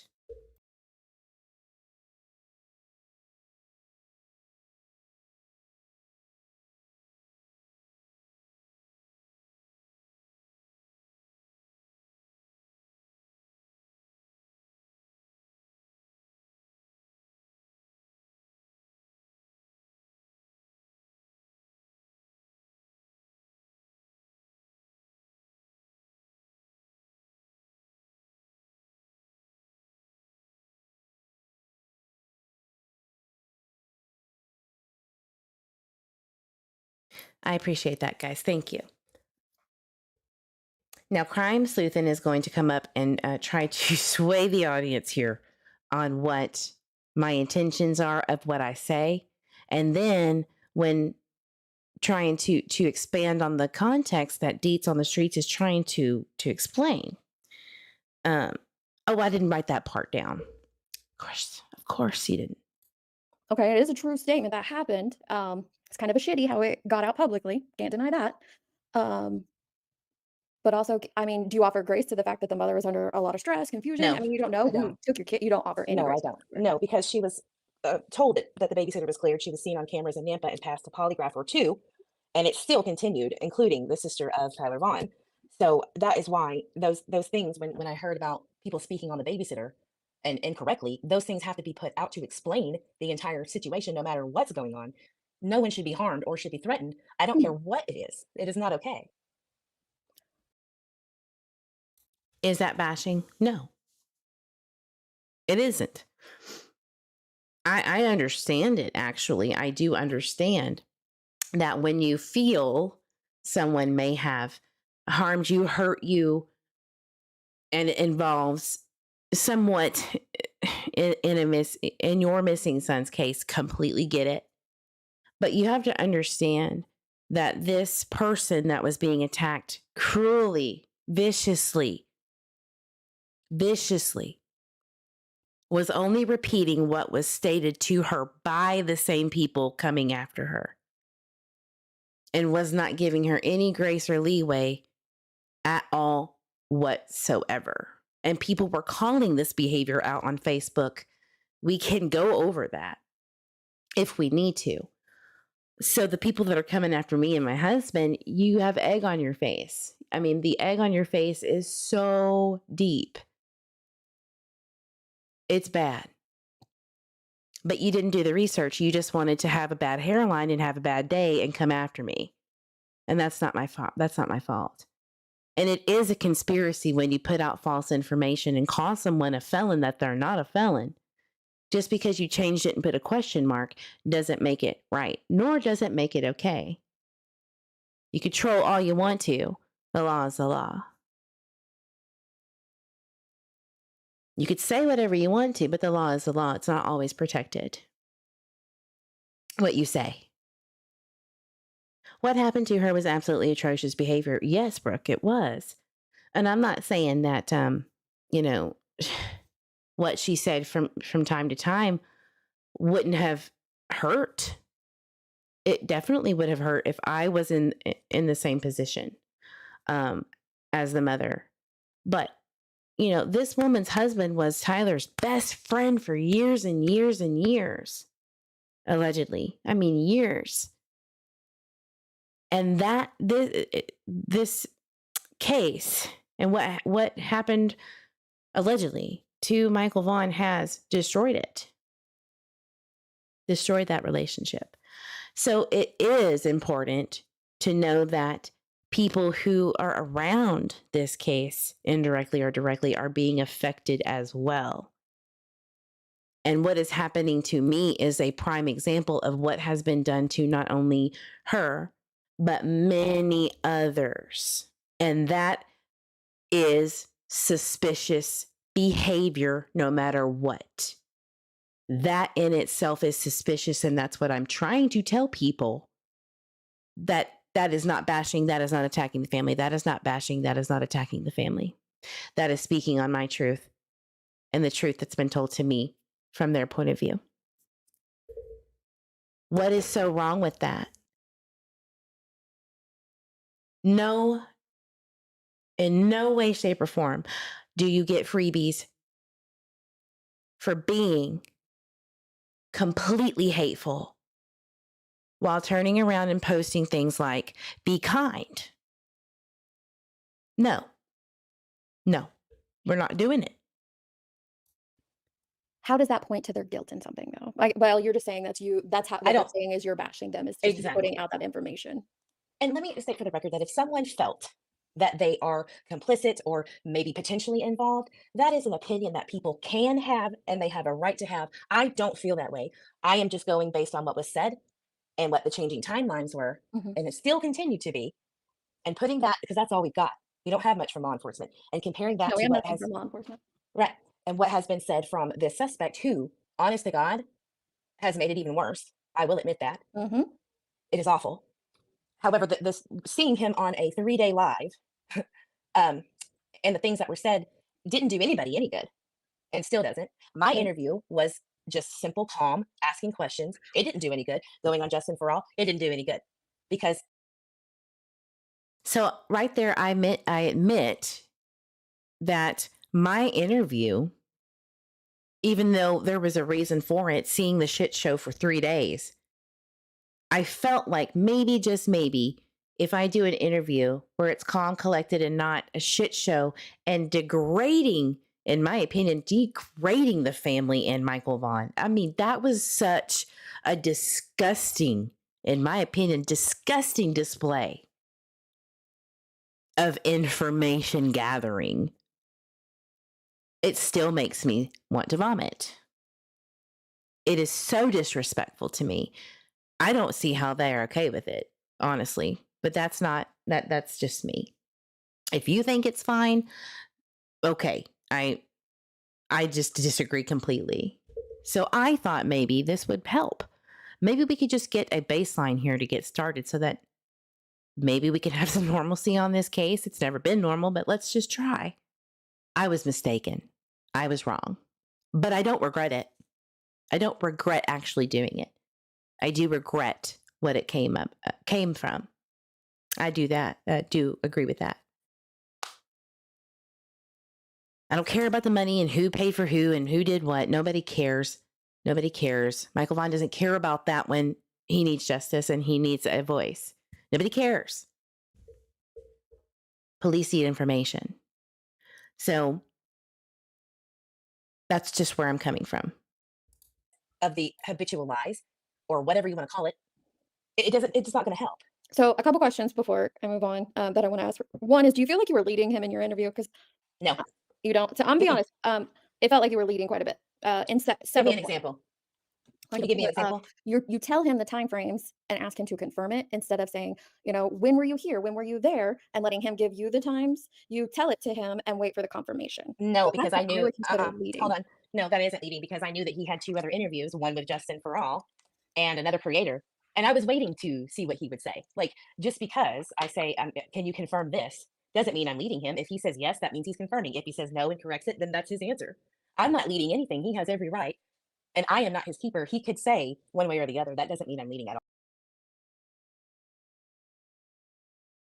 all. And I still agree with myself on that. I didn't lead him. I'm confirming what he said prior and what he said to me. That's my interview. You don't get to dictate how I run it. And that is not leading. When he told me that he had other interviews lined up, it's really simple. Because I knew that that's what people were wanting anyway. I wanted proof.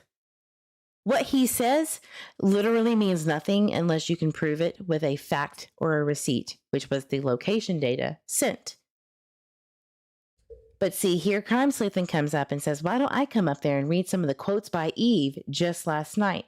Deets on the Streets does a wonderful job saying that's not bashing the family. That's stating an obvious. So let's see. At all. Yeah, if that's how you feel, that's fine. I mean, I can't tell anybody how to feel, obviously. It just about leading and not the whole thing, but in several spots. Well, leading would be an intention. So there's an intention to sway. So when people are saying it seems like you were leading, that means there was an intention for me to sway and I didn't. So I'm telling everyone now that didn't happen. That was not what I was doing. Okay, so you could see how we perceive it as leading, though. I don't personally, but I'm just saying that that's not what I was doing. If you can believe whatever you want to, I can't tell you one way or the other. But I'm telling you that's what I know. So, Crime, if you want to read some of those quotes, you can. I just ask that there's no like arguing or attacking on my panel. And then Brooks, no one told her she can't or that she had to step back or anything. Thank It's just you, a question that none you threw out. Like, do you think that it's, maybe it's time to take a little break from it or something? I don't think anybody was saying like, no, you have to step back and take it. Like, it wasn't a definitive statement. Yeah, and I actually had taken a break, like a month and a half at a time because I was pregnant, even though I was getting harassed and doxxed on Twitter all the time or being hated on all the time. I did take breaks. But the fact that people who did not cover this case, at least fluidly like I did for 2 years, has an opinion on what I need to do and what breaks I need to take is absurd to me because they don't even know what I've said. They don't even watch the coverage. So it's just Yes. The audacity for people who just jumped into the case and didn't give a damn before I or Stacey Wondra came on scene is ironic and hypocritical as hell. And these creators, and I'm not talking about Deets, but other creators who haven't even watched but maybe 2 lives where they got butthurt about what I said, has an opinion on what I need to do. That's what I'm coming from. That is absolutely bananas. So Crime Sleuthing wants to try to spin a narrative as to how I bash the family. Let's get into it. I think that it was just a thought there. Who's the creator that secretly, that was, she wasn't a creator. She was her friend on Twitter and Facebook, and she was helping her with the timeline. And I don't think it was all in secret. Some of it was known recordings and some was in secret. Crime Sleuthing, is that you? Yes, that's me. Hello. So you're saying there was some attacks last night? Yeah. I mean, it's the same as always, but yeah, just as recent as last night. Okay, so what was it? Okay. So let's see here. Yeah, that's what I'm trying to get. I keep hearing people say like, oh, she's doing this to the family, doing that to the family. And what I have seen, and I'm not saying, obviously I haven't seen everything. I've said that from jump from Eve, but what I have seen, it's just her stating the facts and saying, she's questioning it. I don't think that's an fact or an attack. So if I say you a question, like how long have you followed Eve's coverage of this case? I have not followed Eve's coverage of this case. As I stated earlier, I watched her Twitter spaces and I've watched the Stacey Wondra stuff and a couple of her recent streams. Okay. Well, this has actually been an issue since day one. The first statement that Brandy made about it was in December. She asked creators to stop calling her son MJ. She has since many times. We already established that. Right. And I asked Eve on a panel. We've already established that literally. I'm not going to go into that. I said that I was going to call Michael. It's not a big deal. 18-wheeler release, homeward bound. Pretend you had no idea until this moment. Now that you know, will you stop? And she said no. So Well, anyway, she said in chat a minute ago she would, and she said that Good. if she accidentally slips up, she hopes she's not doxxed over it. Which God, I hope nobody's doxxed over it. But I feel like we've kind of covered that one throughout the chat. You guys got that straightened Last night she said, there's a few quotes that I wrote down. She said, "All I've done is care too much about a little boy I've never met who deserves a voice. When there's people who need police to create a timeline for their own child." Then she That's said, a fact. That's not a fact. Okay, That's say a it one more fact. time. Wait, say it one more time. Let me hear it one more time. The quote, "All I've done is care too much about a little boy I've never met who deserves a voice, while there are people who need police to create a timeline for their own child." That is a absolute fact. July 22nd, the 1-year presser. We are still trying to find the events leading up to what happened to Michael that day. That is a fact, Jack. So let me, on a whim, I remembered this information to explain to her what I mean. August 24th, 2022, there is an article that Brandy Neal states that after the 18-wheeler release, homeward bound program, she states that she went and took a retinol poly, her, Tyler, and the grandfather. And she states that the police sat down with her and recreated a timeline of that day, and she couldn't believe what they had come up with. And she has also stated multiple times that she and Tyler had fried brains and could not put it together. And that's why Chris, Exactly, the recorder, Steve. hold on. Let her And the finish, ma'am, recorder please. and the person who recorded her, the reason for that was because the timelines weren't, they couldn't recreate it. It didn't work. She admitted that, Brandy Neal. Clear as mud? Love Day Jones, I'm here because I am a staunch supporter, but you need to stop being so defensive. You can tell me that when your life has been affected negatively in the way that it should never have been. Once you go through the same things that me and others have gone through, you can tell me anything you'd like. Until we match that energy, no one gets to tell me how to feel on this platform anymore. None of you. Not a single one. If that means I lose a subscriber or a member, get out. I don't care. I'd rather have 200 watchers that only care about what I put out and trust me and believe what I am saying than 100,000. I don't care. It doesn't matter to me. I'm sorry. That's just how I feel. And I don't mean it at Loving Day Jones. I mean it at anybody. That's what I mean. Not at that person. I apologize. I just don't care.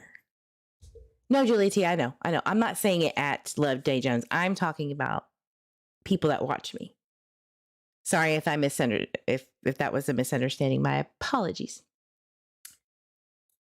So what you say admitted that like it's a bad thing. I didn't say that. That's where it gets squirrely. Sometimes it's not even what you say, it's how you say it. Like, well, I can't really help that. I can't help that. I'm doing my best, and that doesn't mean you get to dictate. Wait. One at a time. That's all I ask up here is one at a time, back and forth. It's easy. Like, of course, parents are going to be completely brain fried during that time, and they do need assistance with figuring out what's what. That is understandable. You have, however, put out many times on your channel how it's suspicious that they needed assistance, and that's just hateful.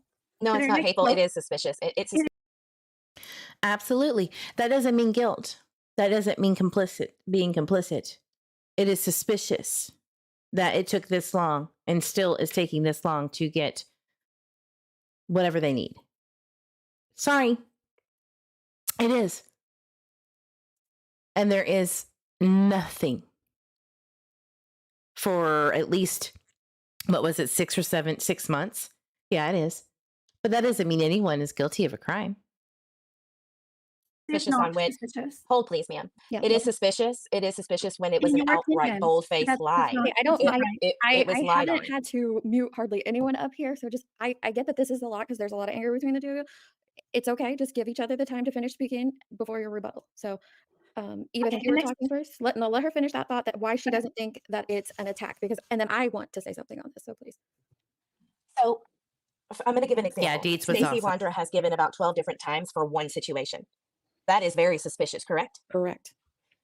The mother who was not there that day has also given multiple different versions of what timeline has been presented or what she can think of whatever the case may be, it has changed multiple times for one situation. How is that not suspicious in itself? I'm not saying that that is saying they are guilty. I'm not even saying that the suspicion with Stacey means automatic guilt, because that's not how it works. What I'm saying is that it goes for all. If it's suspicious, it's suspicious. I don't care who you are. Right. I don't. And I mean that. You could be Jesus Christ himself if you're going to lie, or if you're going to say that you know something that you don't know.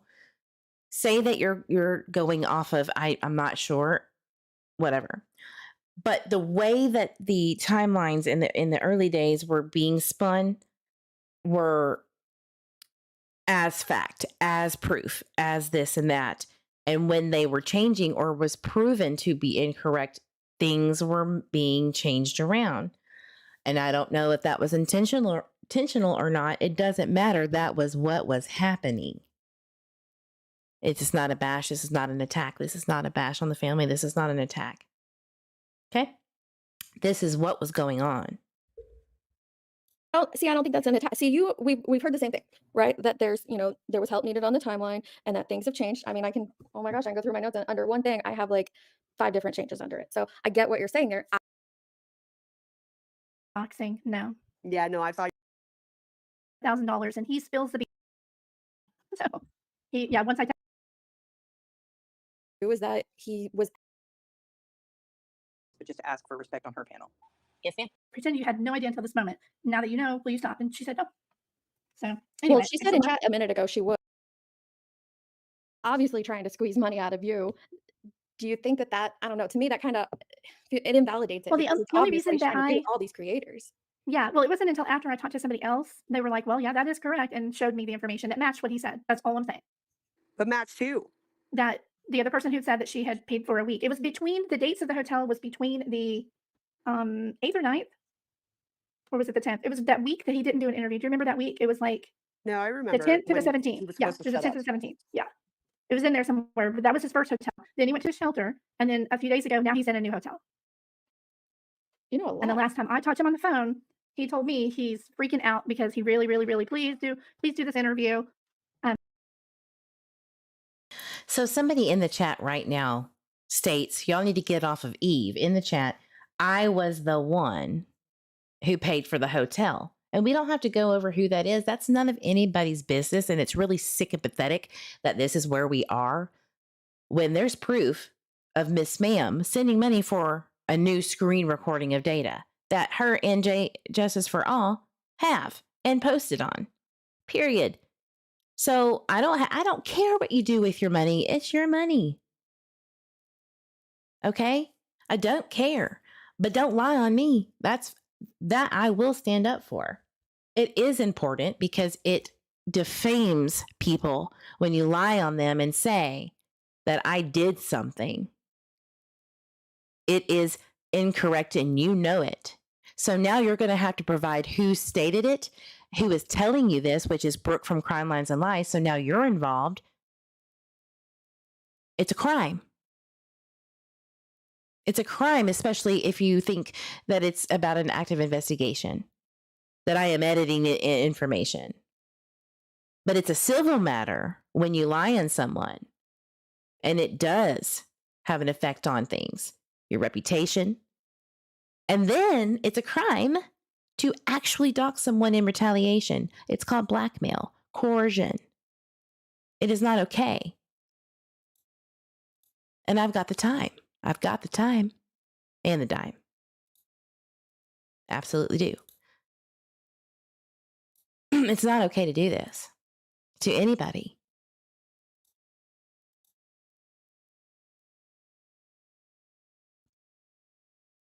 So let me pull up a little bit more. This is LaWanda Westbrook admitting to being part of and lying on the EquiSearch, which it is what it is. I do my own private stuff with other private entities, so don't come at them or you will be in trouble.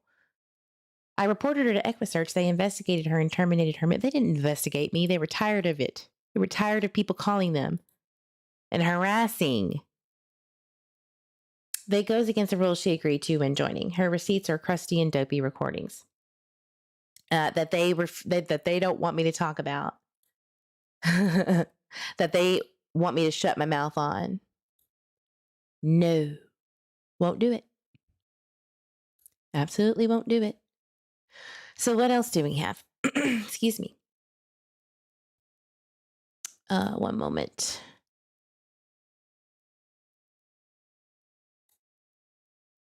There's a lot, guys. Whew. There's a lot.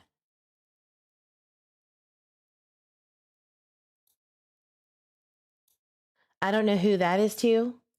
But this is the habitual behavior, guys, that should not be noted, should not be talked about. This should not be something that is in any way, shape, or form allowed to have an opinion on because of who it is. At this point in the game, is it acceptable? Put a 1 in the chat if it is acceptable at this point in time to continue doing this to people because of what is going on and what has happened. I'll wait. 1 in the chat if it's totally acceptable. 2 for no. I'm not attacking the family. I'm not attacking Brandy Neal. I'm not bashing Brandy Neal. Please know that.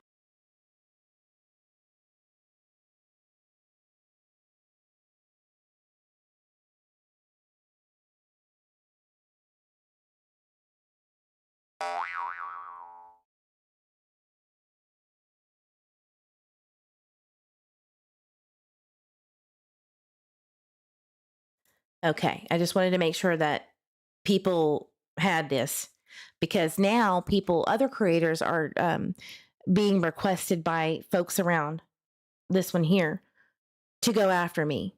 Queen Bee, Ziggy, and others. So I want them to understand the entirety of the situation. Maybe they can play this for themselves and let me know what they think. And if they seem to have enough evidence to continue to go after me or to start going after me, either way, you let me know.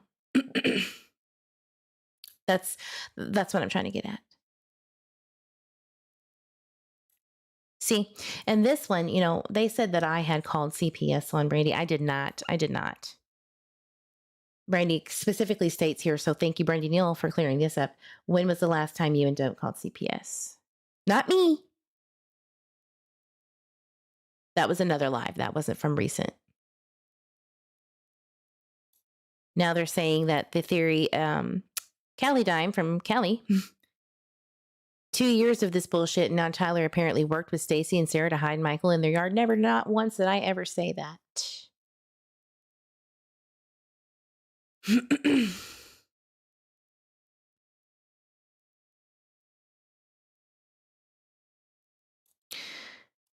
Crime Ethan, but do keep believing a psycho child abductor. Eve, good job, moron.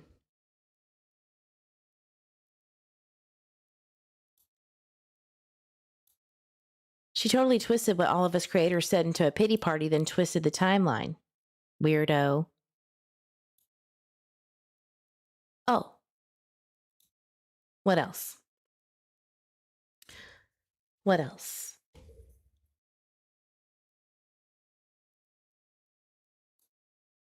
Let you read that?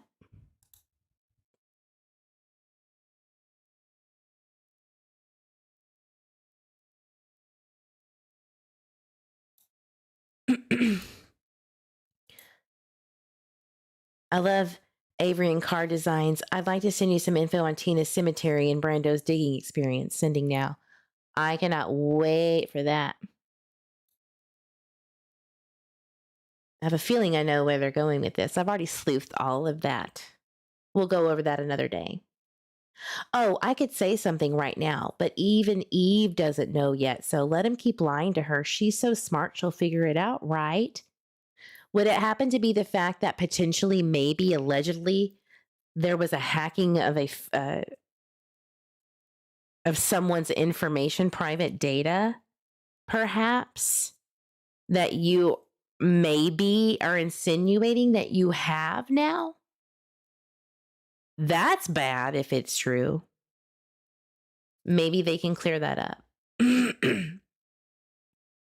That is not good to hack information illegally and obtain it illegally, especially if it is something that could actually discredit information being brought into evidence if, in fact, one day it is brought upon a court.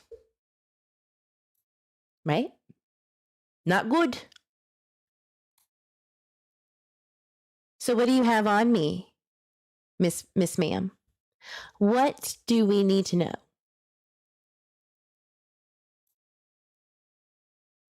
Someone's asked what her last name was and where she's from, but go back and you'll see that I told him I wouldn't sink to her level. Well, you already helped do that. You were actually witness to my information. The FOIA request from LaWanda Westbrook herself is how Purple and everyone got the information. That's a fact, Jack.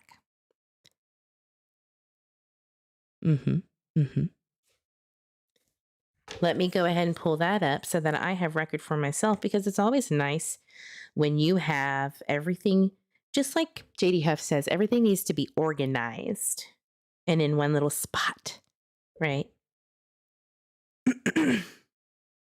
When you're doing this, when you're having to prove that you're not doing what is being said and defaming your name. Right? Crime sleuthing. It's not doxing to say anything that a person has already said, so stuff it, crier. Oh, look, it's the official town crier, apropos. What a peach. What a peach. The one that cried about me striking her channel properly. And we will be going to take it all the way, if you will. So all this fucking conspiracy against me for having opinions, guys. For having opinions. The ex of Sarah Wondra is saying that I should put chloroform in a rag and kill myself.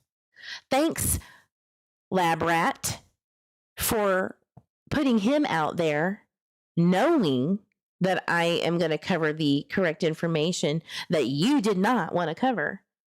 And now I have a psychopath who wants me to die. Thanks, lab. Great job. I hope that the information you two exchanged isn't nefarious in nature. Let me know. Reach out to me. I hope not. It would be great.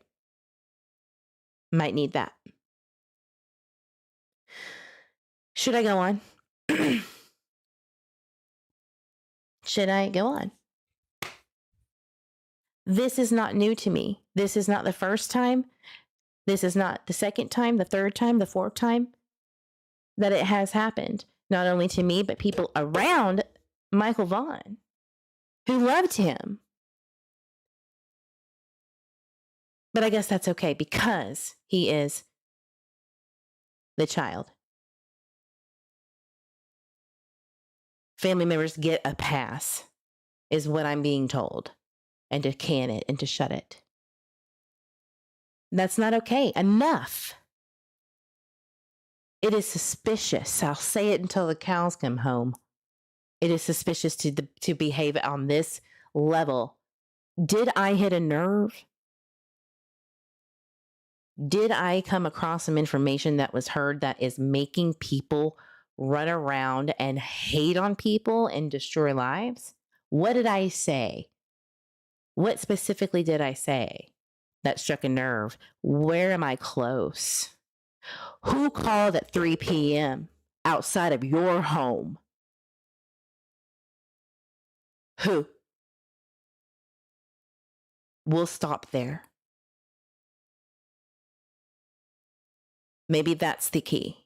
The timeline of 6:40 to 7:08 jiving. That's it.